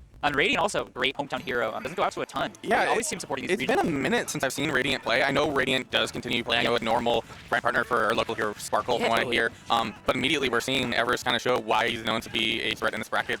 Really good Roy player. Oh my god, look at that though, that falling up air. Gonna like cinch the stock right out of him. Jeez. Like I was talking my boy Everest up, but look at my boy Radiant right now. Hold up. And just a bit more context too. I've seen Radiant, not super recently, but if you're familiar with Block 3, he's been on and off going to those a lot. Either getting top 8 or like right outside every time. Like, Let's go, Danny. we love Danny. We love to see him. That's Radiant for those who don't know. And that's Sparkle. Shout out to the boy. Oh, and the counter right now. Everest looking real good, taking that stock here, making up that difference. What I love to see too from Radiant, like such confident gameplay. He's the kind of player you see in the venue. Like he's not always entering every local, like you said, but he's there grinding with people when he is. And he's getting in those hours to prove that he has a main and he wants to learn with him. And I love Ike. Growing up, I always played Ike in Brawl. Dude, right? Yeah, he's my boy too. Bro, they were here in Ether every day. Oh, nice air drift, but not going to do a lot here. This might be in for a long haul, folks. He's no jump here. Yeah, I was about to say, like, you can still make it One more. He's got a snap though. Yeah, okay, there we go. That was good. That's a really scary situation though. And I think like it used to be when Yoshi died on this Beagle, that was really lethal. If you catch your jump, Roy counter, just keep setting you with just enough knockback where it doesn't kill. But really good recycle on the edge guard. Not gonna, get the stock out of it, but there you go. Now he is. That back air is such a good option. Dude, shotgun back air. I feel like if not one of the the fastest, maybe like the least amount of frames total. Such a fast move, one and done. But here we go. Everett's just in complete control right now. Oh, yeah, I'd love to see both these guys. Like such great control of both their characters. And, Good DI. Okay, good patience, but still got caught. Radiant's looking kind of not too great right now. Yeah, he just needs another one of those F smash calls though. I mean, not immediately, but we see some sort of back throw. Great use of the side special to get back to the stage there. Wow. Whoa, he's mixing him. I looked away. Yeah, the other back there's going to do it. A little too high percent there to make it out alive, but Everest coming back and making a statement at that. It's really yeah, good stuff for after getting blown up, like caught unawares. Immediately, like getting scooped. Oh my god. But if you're Radiant, like throughout the day, like, you make plays like that, that's gonna hype you up. Like whether your results don't match up with how you feel, like with your gameplay, hitting things like that on a player of Everest caliber, like that's something we're seeing a bunch of cloud misses. So Everest has been talking this up for a minute. Did I just hear? No, did you hear that? Is that the I Genova theme? Wait, okay. I think Everest didn't mention that you're switching characters, and but he said it was fine. Yeah, I mean, I don't like you are supposed to mention the character switch for your base your band. Yeah, but that's definitely the working way to go. Is like pick first, take second. Sure, just like a little misplay. I'm not going to do that. But yeah, this is hype. I've heard, I've been hearing murmurs of Everest Cloud. Let's see if it's all it's cracked up to be. Everest stating that Cloud is much better than Roy, at least in this meta. Maybe not like matchup to matchup. That's a good question. Just tell Wolfric. Unfortunate for Everest right now. Not doing too hot after getting caught by the back air. So. But you love to see it. I would love to see a longer set, whether it goes to game 3 or maybe Everest cleans it up here. I would love to see it. Maybe this will be the push to show him that Cloud's actually awful if he loses. Not that he's a bad character, but awful. I don't know what you're on about. Just kidding. I just play Cloud and I like to talk a little smack here and there. But here we go. Cleaning it up there. Everest still down a bit. Oh, but doesn't get the damage he wanted. Like I'm not feeling much optimization from Everest's Cloud at the moment. Yeah, for sure. He's definitely like cut and dry. I'm not seeing a lot of upbeats too, honestly. Oh, you're getting a little bit of a grab tech there. Yeah, or upbeats actually. But here we go, getting the aerials out of the corner, catching Radiant, jumping from ledge. Oh, now it's gonna be it. Though yeah, Radiant really smart. Just being patient enough to call out that option he's looking for. Whoa! No shot. He wasn't dead, but he's obviously scarred. He's maimed. Like if he was able to get that blade beam to connect earlier and get something off of that could have just been the stock. I love doing that against Ike too, like setting up the edge guard, like pushing him slower and slower until we get that perfect edge guard. But it's not going to work too well. Yeah, he's got really good snaps to ledge with quick draw. Even not the best snap, but What was find a way. He's facing the wrong way for that. Yeah, we're seeing a couple of big misplays here where Cloud could be turning tide of the match, but Radiant is too hype right now. Good positioning, was able to get the up air out fast enough. But Radiant's looking pretty good. If he gets that something neat like that to connect. Oh, but Everest whiffed the punch. Okay. It doesn't matter the Cloud up smash, And limit at the ready too. Oh dear, this is the perfect, like not quite charged. He's saving it until he gets hit, until he gets another % off. Like 18% from that up special because he hasn't been using it a whole lot. Not any stealing of the sort. Oh, okay, he's gotta be careful with some of these F tilts. Radiant getting a little antsy here to get this game. But I'm. Oh well, yeah, you're talking about getting antsy. That would be Cloud. It's over. It's over. Reverse sweep. That move. We hate. It's we hate it. Talking from experience there. Yeah. I love for itself. I like this. We got a good we got the Ike fans, we got the Cloud fans. I like Ike too. He's the character. I'm sure. Well, I wanted to play Ike when the game came out because obviously with Brawl that was a character I played a whole lot. But the issue was like towards the beginning of Ultimate they end up changing how his nairs worked. Oh, was that the same buff he got with upbeat? The same kind of patch? No, I think the upbeat was a little bit later, but like it's just how they changed the character. Like Nair still has its own utilization. Oh my goodness, clean version there from Everest. Oh, I didn't even realize they ever seen the switch just because And then on Town and City right now. I don't know about this pick for Radiant. Yeah, I don't know, dude. This is definitely one stage to be had. Or at least, wait, so... Yeah, it's his counter. Oh, wait, no. This is an Everest counter pick, but he could have banned it. Radiant yeah. Confident leaving it open. But I'm wondering if there was discussed the character switch. Oh, wait. Yeah, I'd have to go back to the VOD. Oh my god! Oh, the venue popping off. Radiant. Oh, stock yet again. He is for the people. Yeah. Oh, yeah, this is the first game, or round 2, it's still best game, so this is... He did know. Okay. Okay. Understandable. Thanks for the context. Shout out to Wolfric. Oh my god, he gets the sweet spot. Why did that connect? He set him ablaze. That was like way to the left. It looks, I've never seen that kill like center stage. That's wild. Like not a Oh, that's huge. He doesn't have his jump anymore here, but he still makes it back to ledge. I wanted to see some dash right down tilts. See, look how much pressure Everest puts on. Oh, doesn't matter. He got greedy there. He's still alive, but he really wanted to get that early kill off the side with the side special. Right. Okay, good DI. Doesn't hold in there. Kind of just forcing himself back to grab ledge. Oh. Hey, what is this? Do me once, shame on me. Do it again, shame on you. Oh no, just like do it again afterwards. Shame on both of us. I'm ready for the Dragon Ball Z moment. I can see it any second now, my guy. Let's see if we get this back air. Oof, okay, good DI though from Everest. Okay. Oh, this is huge. Wow. This is where Mirage excels, where Everest excels. Literally. And oh my god, we're gonna see it just like you said, Nasta. Going the last hit here, sort of. Okay. Heavily healed. He's getting too greedy with these options. Sorry, I might be peeking the camera. Or the mic. The mic. I need to peek. We're good. Okay, cool. Great pair. That's it. Oh, what? There it is. Yep, that's going to be it, guys. Well, that was amazing. I would just like to say, Radiant played impeccably. That last game, I think he was committing to the, what's it called? Not the neutral B. Yeah. Not Climb Hazard. We're done. He was committing to neutral B at neutral getup, where you can kind of you can mix up the spacing on it. You don't have to go for the 2-frame, and it seems like it's rough timing on Roy too, right? It's rough timing in general because if you get it wrong, you are in such end lag and you lose that space control that you have. And I only say that because I was noticing it a lot throughout the set. But literally that last game, Everest got like 60% combo off of it. Yeah. Which is great compliments to him. Like Everest got such good damage. Insane set. Radiant Danny, we love seeing you. I'd love to see more of you later today. You freaking Oh, you can do those. Those are fine. Chill on the neutral bees though. Or like, don't charge them too much. I want to see a little bit more. Yeah. Oh, for sure. Because you can like release and then dash back, right? And kind of cover roll and stuff. Yeah. That's what I was hoping for. But you're sick. You need equipment. Good stuff. The one thing I did want to see, although it didn't necessarily, I don't think it would have made sense, is just like Tomahawk grabs with Ike. Yes. It's so, like, his grab game is surprisingly really good. Yeah, and I was thinking about that too in the Smashville game when Everest switched to Cloud, because he's getting a lot of Tomahawk as Cloud, Yeah. which both of those characters, right, very similar, like landing, not landing theirs, but they don't get the same reward off it necessarily. Yeah. They're looking out for it. So this is best of 5 territory. Oh, yeah, we're already there. Getting word. And it looks like we have Sparkle and Kiosk. Wow. So if you haven't heard, you guys, PJ Kiosk, you might have remembered him sneaking on the mic earlier. Just a little bit. He's Oregon's biggest troll, I will say. No, I'm just kidding. my one little anecdote, I will say. I love this dude. PJ Kiosk, really knowledgeable player, really good. The first time I played him, I was able to somehow beat him. Right? Okay. That doesn't really Unrelated. matter. Unrelated to what I'm about to say, you know, I'll say that. I might have beaten that. But the important part is that right as I beat him, he comes up to me, he's like, okay, I have so many notes to give you. He didn't even ask. He just started giving me, like, critiques on my gameplay, which I love, right? That's not the kind of thing you see every Hey, day. you might have beat me, but you could have beaten me a lot better. I mean, I was kind of guilty of that just now talking about Radiant. But, you know, that's how things go. I just wanted to shout that out because it was so funny. But PJ Kiosk and Sparkle, both heroes of the scene. I mean, Hero being the character that's plays. PJ Kiosk plays Zero Suit. Yeah, and obviously, I feel like this is definitely Sparkle's favorite. Yeah. Sparkle, contender, top PR player. Kiosk, I was hearing a Zero Suit here. I mentioned circle camping. He was like, I only do that to one character. And it's like, well, he was talking about the character not being good. Well, if you're only going to do it to one character, the Zero Suit might not be too great. Right, yeah, exactly. Well, like, be optimal, you know, like, play the matchup how you like to play it. And sometimes running away is the answer. Hey, I'm looking forward to the aggressive gameplay he's going to have to put forward. Oh, you're right. Oh, yeah, because if you know Sparkle's gameplay, if you're familiar, which I'd be surprised if people just watching, like, popping up on the stream haven't even heard of him. Because, you know, Sparkle making quite the name for himself lately. Oh, 100%. Definitely one of the most recognized hero players next to, like, Beast Mode Paul. Yeah, I'm another top 8 today. As well. Yeah. Out at CEO, I believe. I don't know if he's still in. Or no, he had a good run to 7th, but good But stuff. that's You know. still, like, probably some of the best performance for a hero player we've seen in a Dude, minute. literally, yeah. And him on top of Akakiksu in Japan, like the meta for this character developing pretty late in the game, but they're like a hidden DLC that we kind of forget about, right? A lot of those like DLC. He's always been the anti-meta. That's what people would refer to hero as. Literally, and I saw, you know what? People were saying Steve either is even or slight lose to hero, which I don't think it's controversial, Steve Discourse. I hate to bring up Steve Discourse. I'm just going to get it off my timeline. I don't care. I don't care. I'm like, mute. Steve, get that word out of my Twitter feed. Yo, J Pizzle rocking the cloud. Hey, let's go. Hey, what up? All right, I'm sorry. gonna get you on the cam later.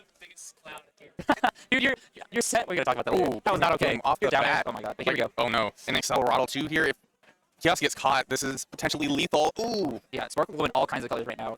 We're not kind of seeing Kiosk, you know, defensive campy gameplay that he's talked about. But it's kind of hard to when you're, you know, getting mixed up in neutral by all these crazy spells. Oh, great catch with his air there. Nice. Oh, interesting. Able to, you know, go for the nair. Didn't necessarily work, but catching with the gentleman's jab. Yeah, great sequence from Kiosk, right? He got the tech chase with his air, later the F tilt, just kept following up. He really knew the set play there. Let's see, he's mining up for a back air. Oh, great positioning. Oh, he was ready. He just was a little too preemptive with that down smash. He would have caught the roll in if he waited a little bit because Sparkle was a little bit antsy there.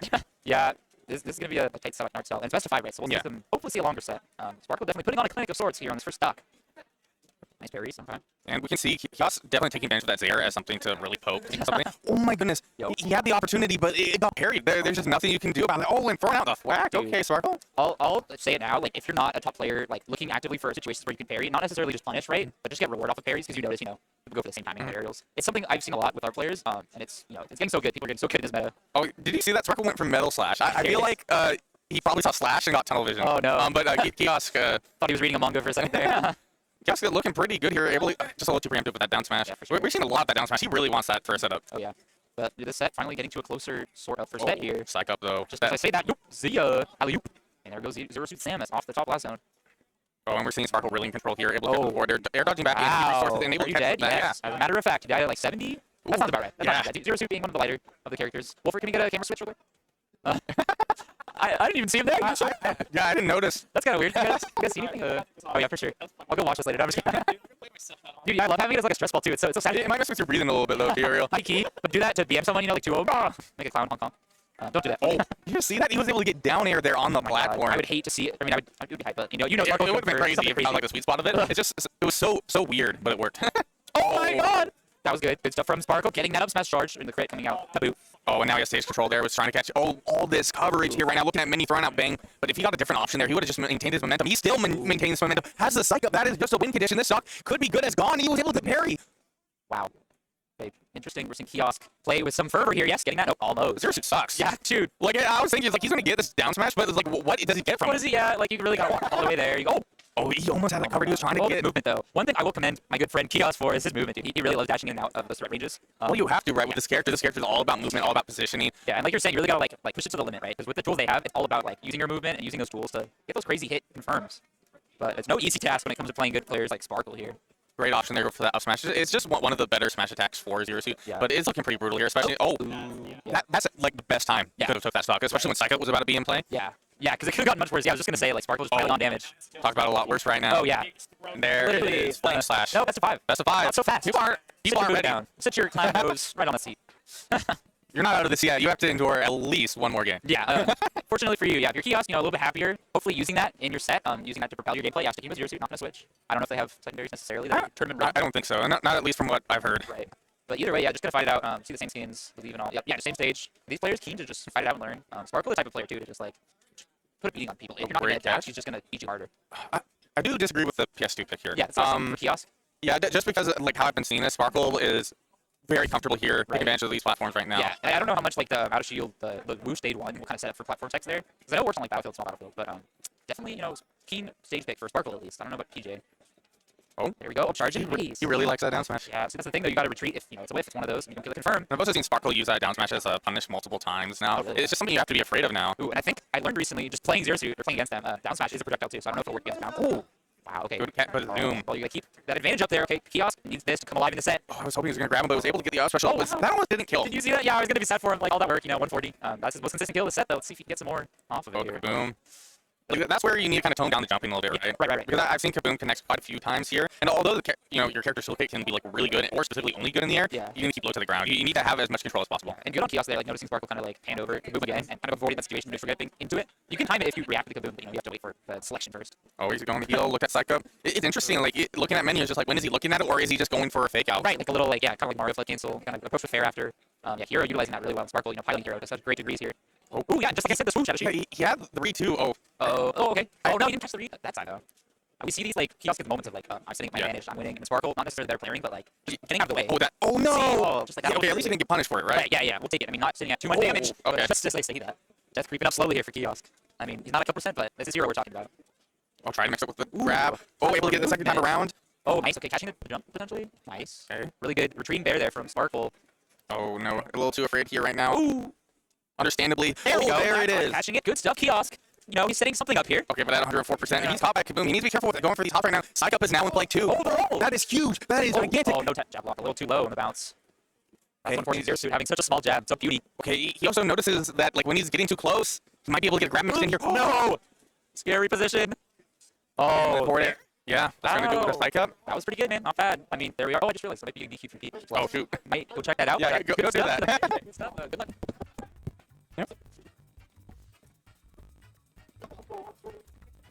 Exciting game there. Kiosk was starting to adapt toward the later half of that set, but it's just going against Hero, man. And, Sparkle of all heroes. It's rough. And you love your down smashes.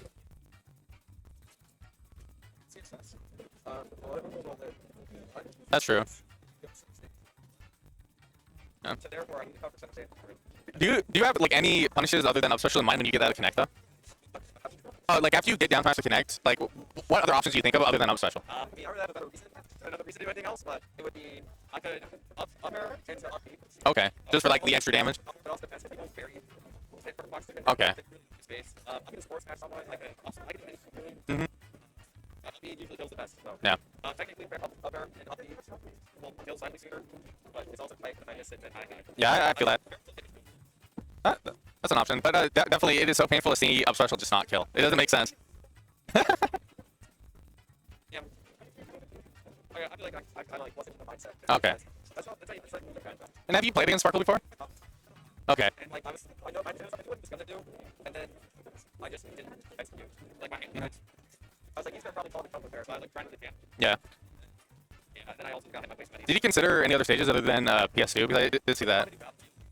But honestly, Yeah. Mhm. gives me like more options to run away.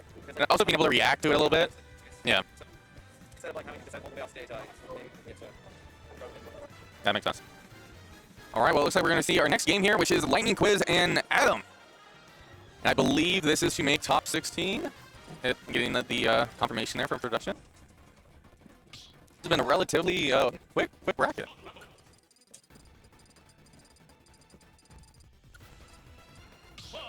Lightning Quiz going with the Cloud, tried and true. Adam probably going to see Yoshi here.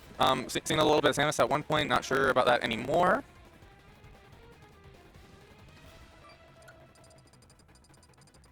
But this is Adam's tag on a setup, though. It does not look like that is the case. So we're going to have to add a tag here for a second. For all those tuning in here, this is the second thing of pools. We'll be going into top 16 here soon. Right now, probably have about 3 or more sets to go, but some of these are also being played off stream right now. When we get towards that kind of like top 8 territory, you probably have a few more sets on stream, but at least for the moment, just taking some of the winner side sets.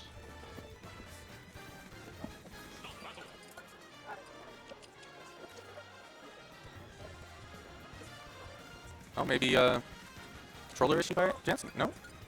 Alright, it looks like you're good. That's definitely something I've kind of thought about because shoutouts to Enjoy, who is a sponsor of Adam there, who makes some pretty damn cool controllers. At least for some adapters, fobs end up having issues. I feel like it's become less and less of an issue in recent, but I've definitely seen times where it just had to get a whole new adapter because of some issues. Oh wait, Adam's playing Incineroar. Yeah, that is happening right now. I guess he just really does not want to go Yoshi here. And then probably haven't seen a Samus in a minute, so probably not going that due to the rushdown aspect.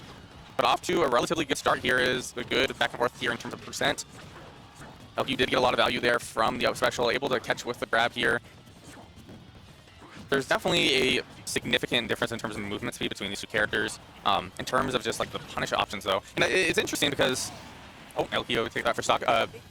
In terms of Incineroars in Oregon, I feel like we've seen kind of like less and less. The only like Incineroar that I can think of from a while ago was Far. And other than that, in terms of Incineroars within Oregon, you know any Incineroars in Oregon? What? So I guess there is one Incineroar Wassa? Yeah, but he doesn't come to anything anymore. Okay, so I mean, sometimes, okay. sometimes. Incineroar Cloud. Oh, yeah, Adam was playing Incineroar against my Cloud in front of this. It's interesting. Science. What? For science. For science. Well, I think this is past science at this point. This is per bracket. Right now, it looks like the Incineroar is doing all right. You have that like weight difference, so even though Adam is at a really high percent right now, he's sitting pretty solid, although he does lose a stock there because he only can go so high in percent. And I feel like Lightning Quiz actually has a little bit of an Incineroar issue. I feel like he struggles with this matchup. I'll have to ask him about that. Yeah, he has somebody figured out, at least at the top level. But Because I feel like the last time I started seeing some sets with LQ was he got double eliminated by Incineroar at Sundown Saga, and it was I think it was Seesaw and Mystery Soul. Yeah, we have quite a few good Incineroars. Might hold the mic closer. Quite a few good Incineroars. Obviously, Seesaw, Soul. Jojo has a good secondary Incineroar. There's Poison in BC, who's actually very good, very sleepy player. So you definitely need Incineroar experience in the PNW, that is for sure. Ooh, is it back here? That's huge here for Adam, but at 149%. He did make up stock difference here, getting a lot of these up airs. Whiffing the grab there, that is it though. Yeah, just barely goes off the top. Adam kind of flubbed a couple combos there. With Incineroar, you can't do that. You have to have a very good punishment because that's really all Incineroar really has. You know, not the best like recovery. Well, pretty good recovery. Yeah. Not the strongest neutral, but the risk reward he gets for a hit. If you don't exploit that reward, you know, you're kind of throwing with Incineroar. And especially when you have rage like that, it's just so scary for the opponent. But if you're dropping, you know, what does the opponent have to be scared of? They're going to play more confident, and that is the last thing you want for your opponent to be confident. So going to a small battlefield here, I think this is a solid pick for Adam. I can't really see too much wrong with it. You have the closer platforms, kind of forces those scrappy situations, and right now has the double revenge. If he's able to get this connect, that is some decent value there for that Nair. Able to get a little bit of a grab combo, but now I have to be careful of that limit. But already, I think Adam's doing a really good job here on this first stock. Absolutely, he's just really abusing the lack of space in the Cloud has to just run away from Incineroar. That's a big weakness Incineroar has. His mobility is just not really strong. It's a side B, steals the first stock, looking really strong to start this game too. Okay, but can he maintain this momentum? Got to be careful of the Cloud back airs. It's kind of interesting. LQ is really wanting to get a grab right now. Like I saw him with quite a few here, and oh my goodness, all of that up air value. Like, honestly, this is all extra credit right here, and you're a heavy character, so like you're still very much in this. Oh no! That's foot I don't think that was intentional, but you know what? Half of foot souls that happen, he gets stock aren't really intentional. So, but it happens. Yeah, LQ will take that. Oh, fakes out the grab. shield. Oh, tries to go for the double. Okay, waits out. He's being very careful about what he goes for here. He doesn't want to give any free revenge here. Yeah, we saw a pretty nice spot up shot by Adam with neutral B. Might be getting a good read on LQ. Trying to interfere with recovery. Like, I say it was a good attempt, even though you take a little damage there. Like, especially with, what is it, down tilt at ledge, where you can just, like, scoop from ledge. That's good. Forward throw, back throw, very strong on Incineroar until super early. And, okay, 90% with Revenge here. Does get grab, that's going to lose the Revenge. That's really good for LQ here. Has the advantage here on stage, but you know what? You gotta be careful. Not the reversal catches the up B. On the way down, gets back here, catching the air dodge. No resources left on Adam. Yep. Yeah, he really wanted to land center stage with his recovery. He didn't want to be put in a horizontal recovery situation, and it ended up really just costing him that stock. And right now, we're seeing this kind of slowly get further away from Adam. Had the right idea going for the Revenge there. It's just Lightning Quiz whipped his dash attack. That's like one of the worst feelings. When you have the right read, you're going for the right option, but then your opponent just messes up, and it just worked out for them. The opponent messes up, even though you have the right read on them. Oh, yeah, I was waiting for it, but I know it wasn't a guarantee, so I understood why LQ didn't go for it, but able to... Yeah. Yeah. Oh, and we're seeing a signal for the run back. I know there isn't an issue with that stage.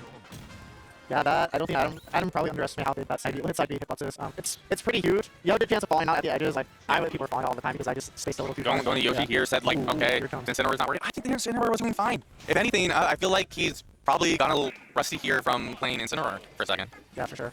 It was definitely working out pretty well, but I think Adam, you know, he's like, okay, it's like kind of working, but I don't think he's confident in it. So he's going back to the tried and true Yoshi. He's overcome many bad matchups with Yoshi, including Cloud before. I've seen some heater sets from this Yoshi against Cloud player, so we'll see if it works out, but it's looking pretty rough to start. Much rougher than the last game, but you know what? Like, I really wanted him to stick with Incineroar here. I think he was doing really well. It just so happened that he was losing a lot of these interactions, but already, this is a lot less close in comparison to the last few games. Right now, LQ is just using everything in his toolkit to really box out Adam. Adam only able to get in so many times, and right now he could lose his stock with a solid read. Like, even right now, LQ throwing out that up smash and was able to just get away with it with just how quick it is. He's just really pressured. Oh, no. Oh, yeah, he still had his jump. That's huge. Oh, this could be a stock. Oh, wait, yeah, that is. Oh, wait, no, he still had his jump. He can't get limit. That is crazy. So it's a stop. Really good edge guard sequence by Adam, but LQ was just aware of the resources he had, and that's really what you need when you're playing Cloud. You cannot afford to just miscount what resources you have to make it back to ledge. Okay, being real patient there. He'll get to the down air. We're seeing Adam get a little bit of pressure here. He needs to close out the stock, though. Nice coverage. Nice coverage by LQ, just covering his landing to the ledge. Oh, we're trying to get the parry there, but ended up just having shield dropped for Adam to get a hit. So LQ's doing a really good job at just covering his recoveries, gets the parry, F-tilt, sealing the stock, 3 stocks to 1. And Incineroar fits actually pretty good. Adam hits that first stock, finally, 2 stocks to 1. Okay, opting to stay towards the side of that stage, trying to space things out, trying to use the momentum shift. Not able to punish that, it ends up whiffing the up air. Oh, but great catch there. Oh, almost able to get the hit of the forward air, keeping his momentum here. He might very well be able to take the stock if LQ isn't careful. Oh, but LQ gets away. And keep in mind, LQ with that fresh stock can afford to just do a suicide up. Yeah, so there's a whole bunch of risk with that. Yeah. Oh, and right now that he has limit on top of that, that's just helping his movement. And he's going to get a cash out here in a second. Oh, and that, I thought it was going to be earlier, but he was able to get it later still. Again, you know, LQ's doing a really good job covering his landing to the ledge. You know, that's why Cloud isn't the most easy edge card. Oh, that could be huge here. Able to catch with the egg, able to catch the options here. Backs up, trying to catch with back air, but gets wiped by the get up attack. The limit's already at the ready again here. Oh, but able to catch there. That is huge. 138% here. Adam has to play perfectly. That's huge. Oh, I was hoping he was going to be able to get a tech jab situation there. Adam's not pushing in the vortex right now. I know he's off stage right now, but a lot of pressure coming from Adam Jammer. Oh, but they might have the get up attack. Has to be careful of that back air. Yeah, I'll steal it. All right, well, good luck. All right.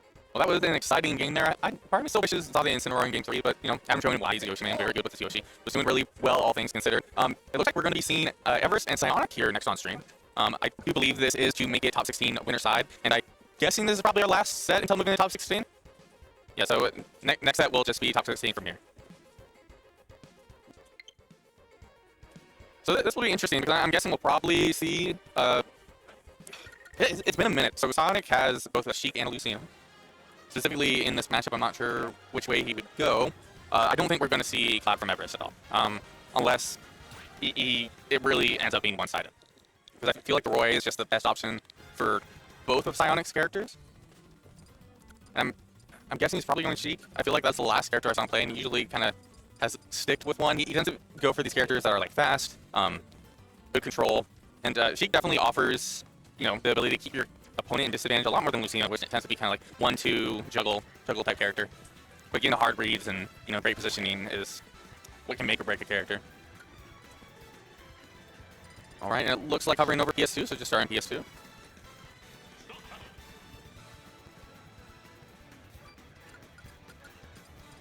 Yeah, it looks like we're seeing the Sheik here, so I guess correctly. And Roy.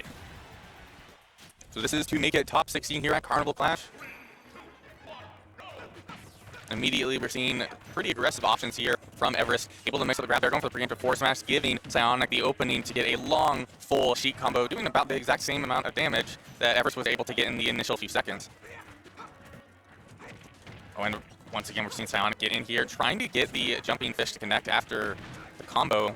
Almost able to catch high there with the double jump. And looks like Everest really just trying to bait out an option, able to get a grab. Using down tilt, which is a good poke option. Also gets you spaced away from shield, just enough. Oh, interesting go for the neutral special, trying to catch a shield drop, perhaps? Oh, great parry there from Everest. I can see it go either way, not able to get the back air to connect there. That's the thing with getting stuck on platform. Sometimes you're not able to get the follow-up punch you want. The fact that that jab connects is crazy. But it looks like Psionic able to kill off the top with that up air at 132%. Okay, and there it is. Everest hitting right back, taking that next stock. Relatively even thus far. But we're seeing Psionic start here with a pretty solid Sheik combo. Good little 20%. Sheik not known for crazy amounts of damage, but definitely these long form combos. Oh, almost able to scoop with the up air, but not quite. Ended up whiffing there earlier. Right now, Everest in a pretty good spot, but doesn't matter when you get your forward air parried. Psionic getting a lot of value here. Almost able to catch the back air. If caught Everest there towards that side of the stage, could have put him in a nasty situation to get Gimp. If you're talking about a character that also has just major Gimp potential, Sheik can really do it, especially against a character with a pretty linear recovery. However, the armor definitely helps out Roy in this sense. Oh, interesting choice there from Psionic, trying to just cover multiple options there. Oh, interesting, trying to possibly catch there with the up special. Got a little bit of a trade from the needles, but Everest able to maintain that stage control, backing up, trying to catch with some sort of aerial here, able to recover, ends up jumping, ends up rolling in afterwards. Oh, this could really go either way. Oh, but Psionic really running, keeping that pressure up on the platform.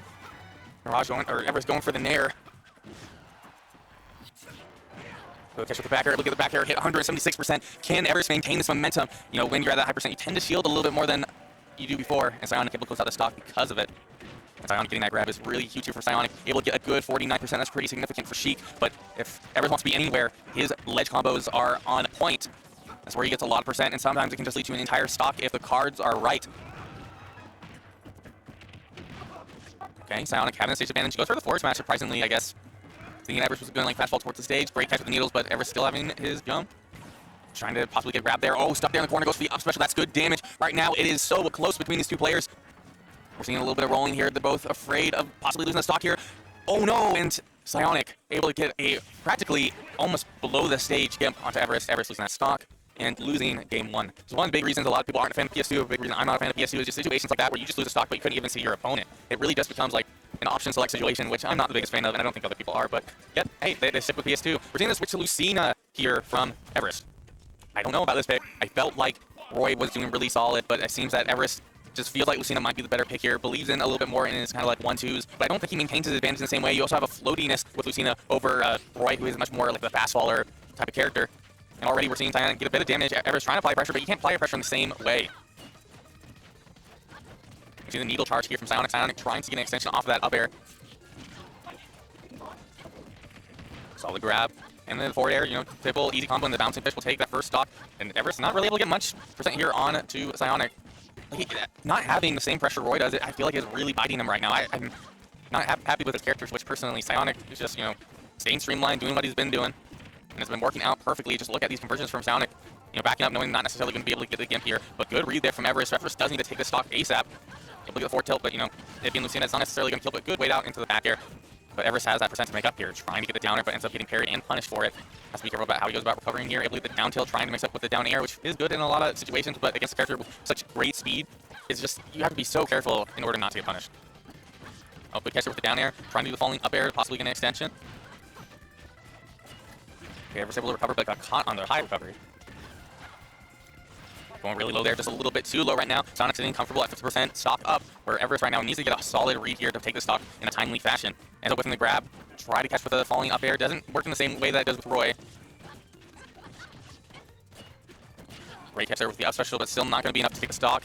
Psionic keeping up the pressure right there, able to get the bouncing fish here. Psionic's able to interrupt the recovery, not quite, and ends up making it all the way back to the other stage. Does not get Gimped in that situation. Everest go for the forward smash there, but ends up just getting punished for it, and now at the 90% here, this is where you can definitely see Psionic taking the stock. Psionic opting for the needles there. Just charging up again, knows that, right now, Everest is really just trying to look for that solid punish option.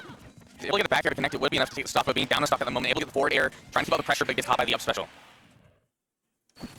We got Jay Pizzle joining me here, Miss Set, no? I only have one thing to say. Everest, stop playing this character. Hey, like I started by it and already said I was not happy about the pick. I'm right with you. I hope that he's switching back to Roy here. But he's just not okay. Because I feel like there was just this big issue where he was playing perfectly fine. Where I feel like Everest definitely does well, was able to apply pressure. Lucina cannot apply pressure in the same way. And that just led to a lot more losing interactions here. I thought Roy was doing fine in game 1, so I'm just kind of confused on what the thought process was, that Lucina was going to be the better pick. But a great catch there from Everest. Small battlefield, definitely the better pick here. I feel like you end up being less concerned about being put in a Gimp/tech situation because you're able to see the bottom of the stage. You're able to see your character so you can time things properly. Oh, what a great drag down there from Psionic. Oh, and great catch there with a forward smash. Everest taking advantage of that up special, get extra damage, keeping even. Ooh, getting a little bit of a magnet hand situation. Everest almost able to punish off the earlier interaction, but not fully. Solid back air there. Everest now having the lead here at 120%. Psionic opting for the needles here. That does help lead into a possible punish here, and the bouncing fish will do it there for the first stock, going back to even. But already, great difference here in comparison to game 2. I'm happy that Everest ended up going with a Roy pick here over Lucina. Right now we're seeing Psionic just show why he is such a good Sheik, getting that good 40% there, and just on the rise, waiting for the next opening. The double up air just for some extra damage. Right now Everest is struggling to find those openings and ends up SDing there, which is extraordinarily unfortunate, especially in a game 3 scenario. And great conversion there for Psionic, going with the forward air into grab. It's really good sometimes to catch your opponent when you have a scenario where you can get a true follow-up that you mix up into a grab. That is a huge stock here for Everest. He's waiting out the needles. I'm seeing that Psionic's becoming a little streamlined here. Everest able to get the forward air, but was trying to catch with the side special. Is at 87% is a lot scarier here because he can lose a stock. Was able to get the up smash conversion. That was clean. Psionic taking a 3-0 over Everest, moving on to winner side top 16. From this point forward, we are in top 16 territory. We've been best of 5 up to this point, and we're going to continue to be best of 5. I think we will be sticking with the winner sets, and then probably around top 8 is when we'll see a little bit of losers. I'm not sure if we're going to go right into top 16 here. I need to check here with production. Is there going to be a bit for top 16, or are we just going right into it? Okay. I think I'll take a break for some of these loser sets. Okay, then I'll take a break for this set. All right, so it seems that we are going to have one loser set here left of the pools. I am going to be taking a break from the mic here while waiting for top 16. Everyone, please stay tuned. This is going to be a pretty exciting top cut part of this bracket. I'm excited to see what happens, and I think you guys will too. We'll catch you guys in a bit.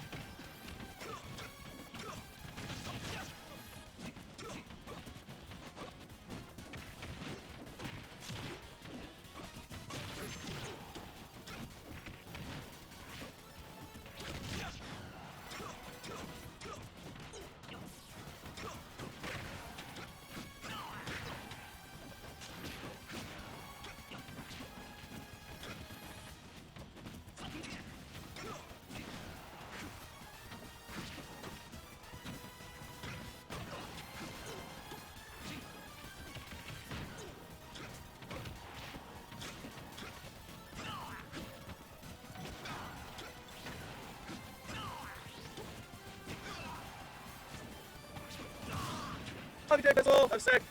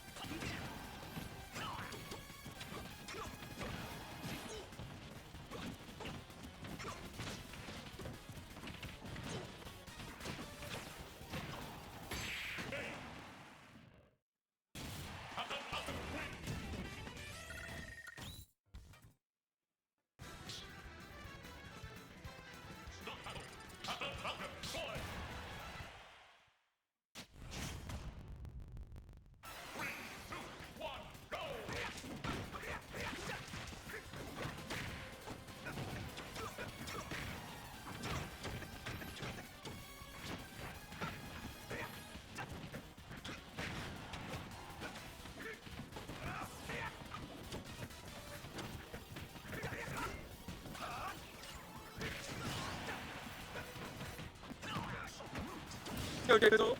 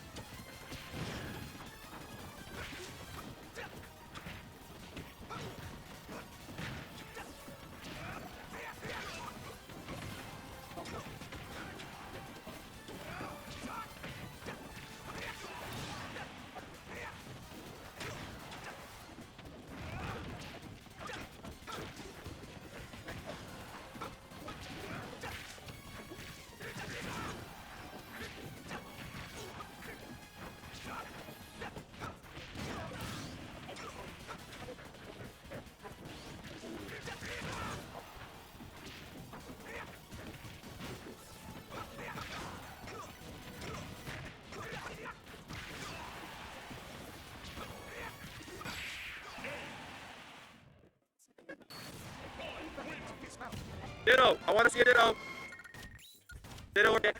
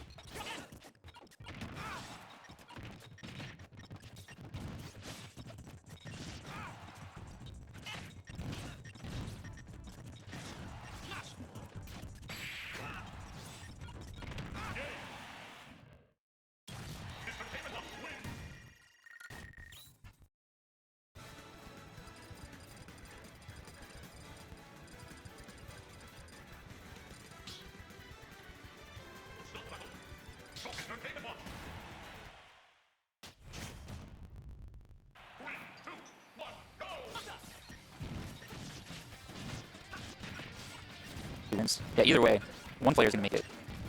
We'll see. First making it to winners finals, they'll be their first spot. Achieved, rather. And it's been a hard fought battle. We've seen a lot of jiggles, both these players.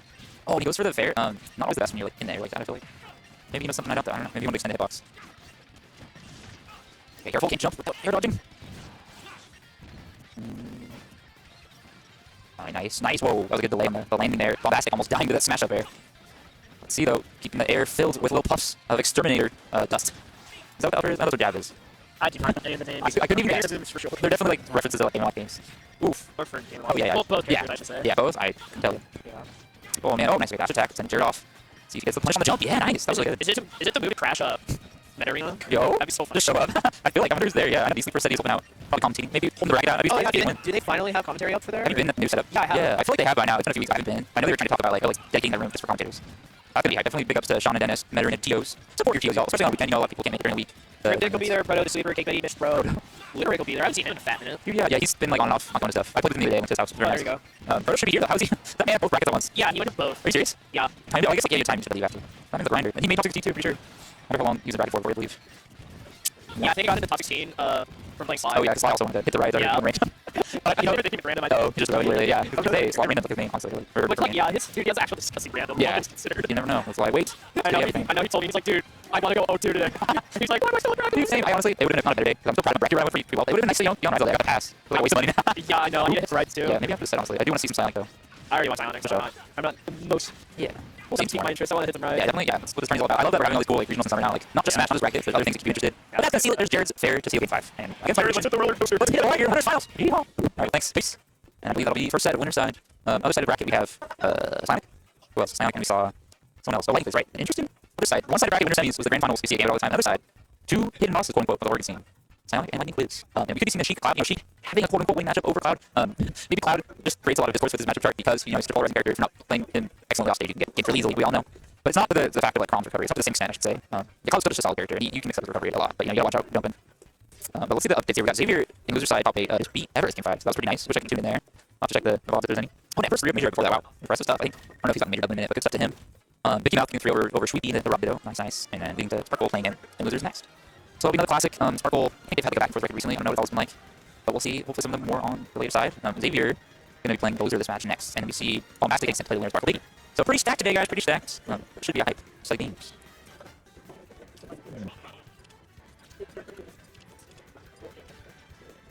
So here we go. We're just setting up right now, both players. I'd be curious to see if Psionic counterpicks, just because I'm curious if he's feeling it enough with Lucino with the Mario. Honestly, maybe, yeah, because as much as people say that's a winning matchup, that's the kind of matchup you get cheese if you're not on point. Looks like he's taking it out, you get the 3 over Sparkle with it, so seems to be playing pretty decent today, I would say. I would give it to them. Here we go, folks, going right into it in game 1. Alright, let me see some good tempo here. That's my favorite new buzzword going around when watching and commentating. Players consider timings. It's the kind of thing you don't see at the level play as often or as smartly. Just changing the way you're approaching, putting your pressure is something that's really cool to me. Seeing in action, seeing live, right? Because you watch a top 8 set live, it's all about the cool combos. But the neutral, this is where the real Smash is learned. This is where you can observe and get a lot from just watching your local top players.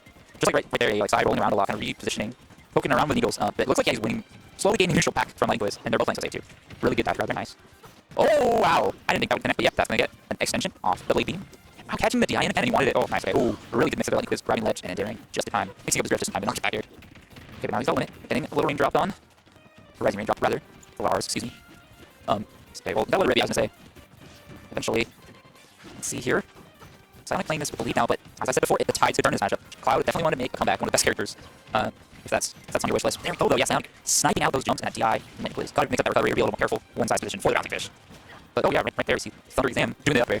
Oh, ow, oh. And the first minute getting some damage off there for side good stuff. It's looking a little precarious. I trust side want to get a little bit more damage before losing out on this next stock. Oh yeah, that's it. And I get very punished. Good stuff, Quiz. Bring it up from behind here, but is he really behind? Very nice. I like the just good damage, just even out the game. I was expecting after this other like a more precise combo into limit, maybe finishing perhaps. But he was hanging on to it for a while, so you always want to be able to manage that. You see cloud players do that a lot with limit management of like, oh, I'm losing out on this, I'm just gonna side for the most damage.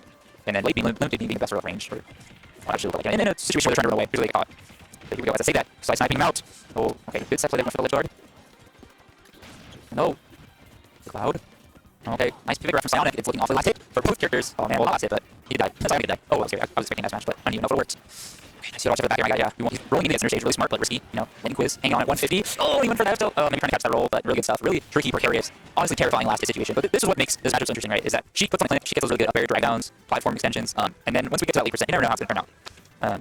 It's really exciting to both players. But that'll be Yep, in game 1. We'll see if it'll rotate stages. Maybe we're just gonna go back, keep it the same.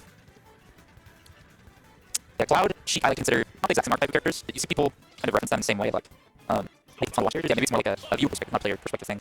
But I don't know. I think these characters are so hype, so fun to watch, and it creates for fun matches. Right, Jared? So it was a Sonic. It was like super last hit that we got clutched on. Yeah, Jared just scoop down. Who's gonna win next?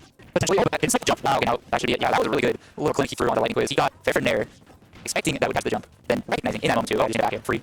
That's all you need. All right, here we go. Back air, going to seal out. Oof, nice good stuff there. Silent just putting on so much pressure. Mountains of it. Look at this. Now, this is where we talk about Sheik winning the matchup. Look at this. You're playing perfectly. You're avoiding a lot of those safe cloud hits on your shield and combo starters, of course, too. Yeah.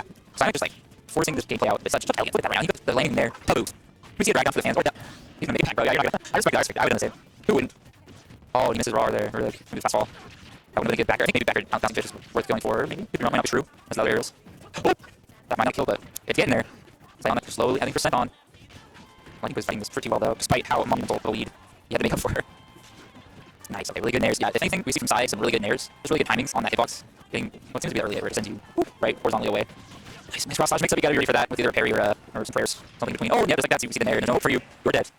So Helena continuing to put on a really good set play. Really good. Just really good sheep play all around. I'm sorry, I'm running out of steam here.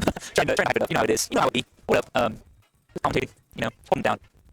But yeah, we're gonna see Lightning goes on the ropes here. He's still in winners brackets. Like, we might not be seeing the last of him on stream. But if he wants to maintain this run, get the most out of it, you know, keep yourself spirits high, and you're going to win this set, maybe even game, at least.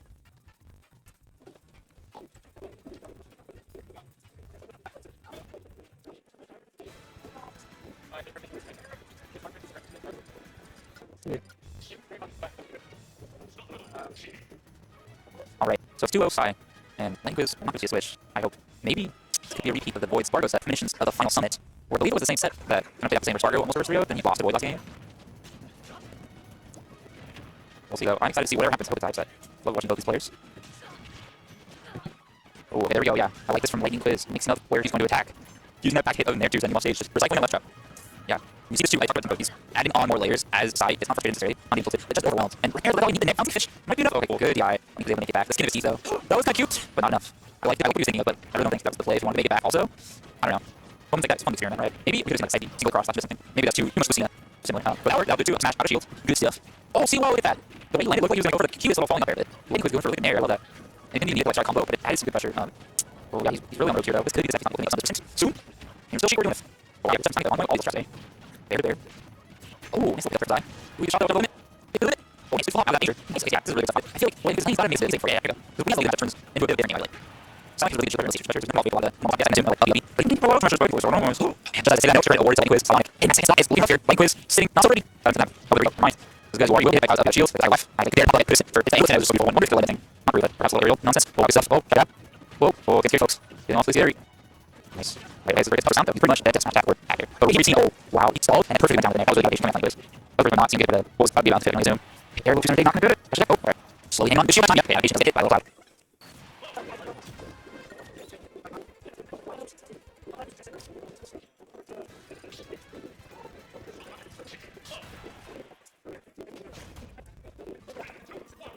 Alright, here we go. 2-1 panic. Let's see. Getting off the here, trying to anger set. We see him continue to make these small adaptations. Not even like catching on a ton of side options, but he's really just trying answers. Right here, yeah, get that platform. Can see good stage pick. You know, not working outside, but oh yeah, not working outside. Here we go.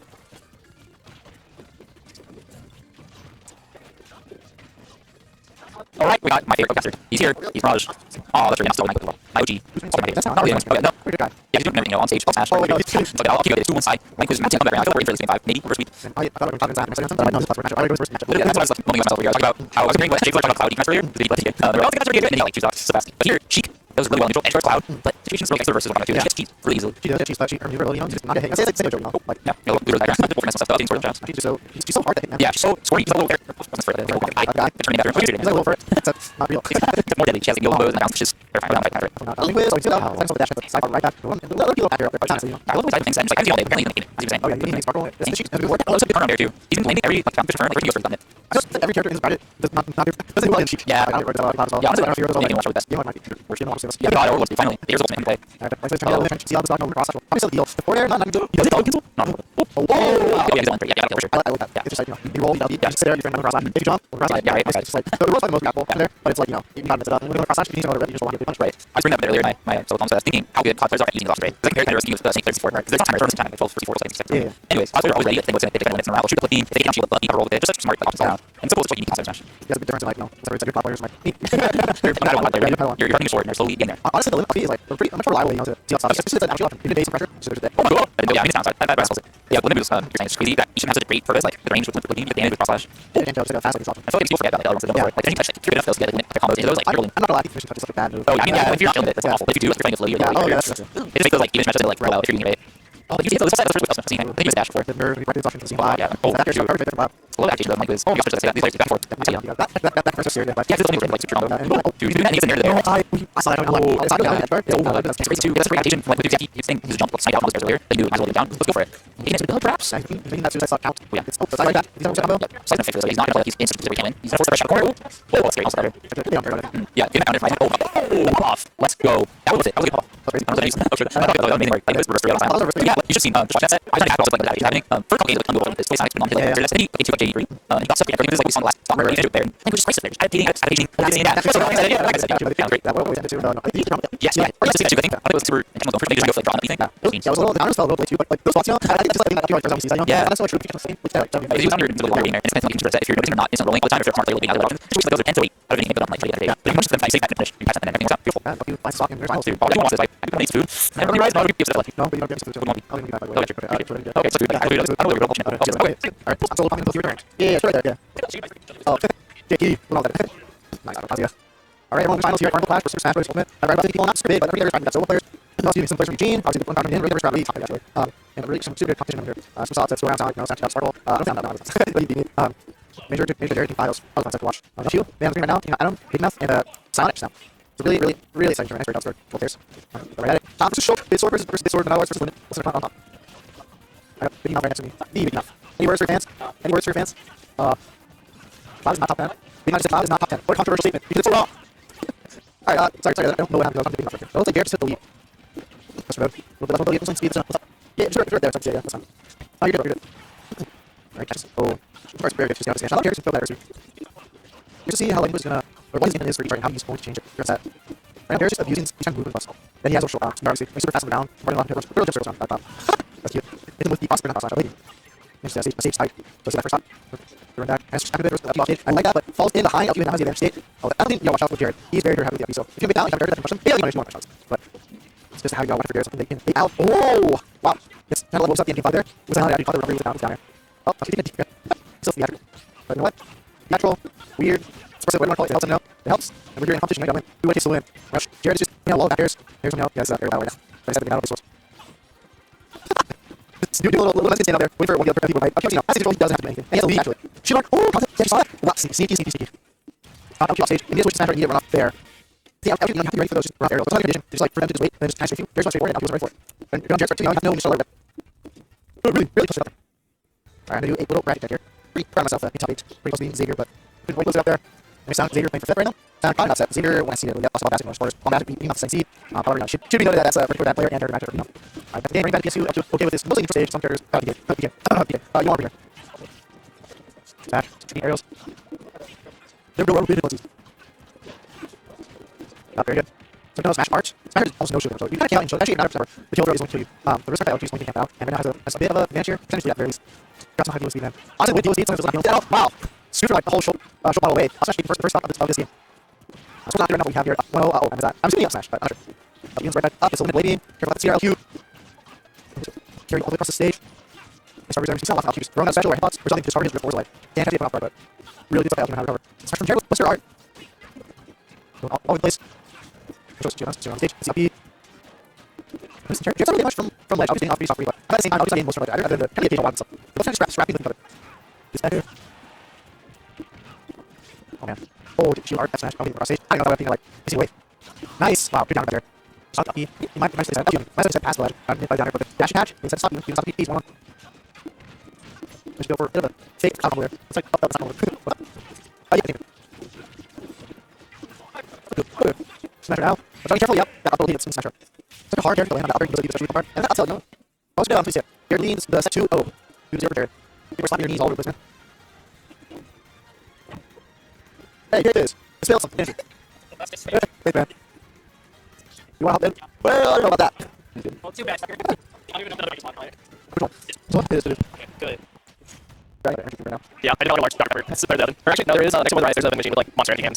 Yeah, no, he's like this, where it's like a little like crowd noise, you know, and just random something together. I get so sleepy for sleeping for some Like that, me and Happy Brain Park, can't remember his name. reason. Yeah, they've been. Beyblade. No, it's not a YouTube player.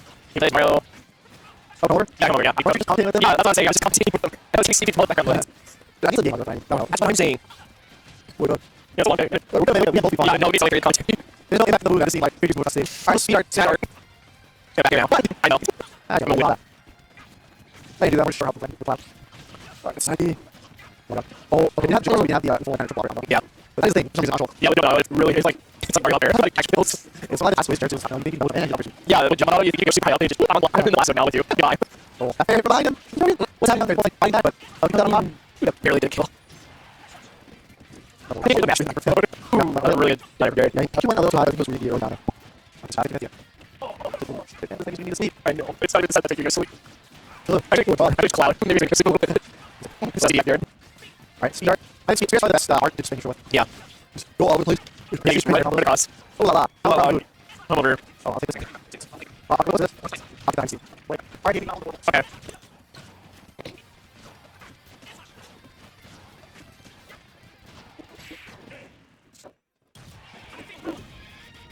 I don't even know what game it is. It's just Showdown. That's up. Yeah, yeah. Good digital.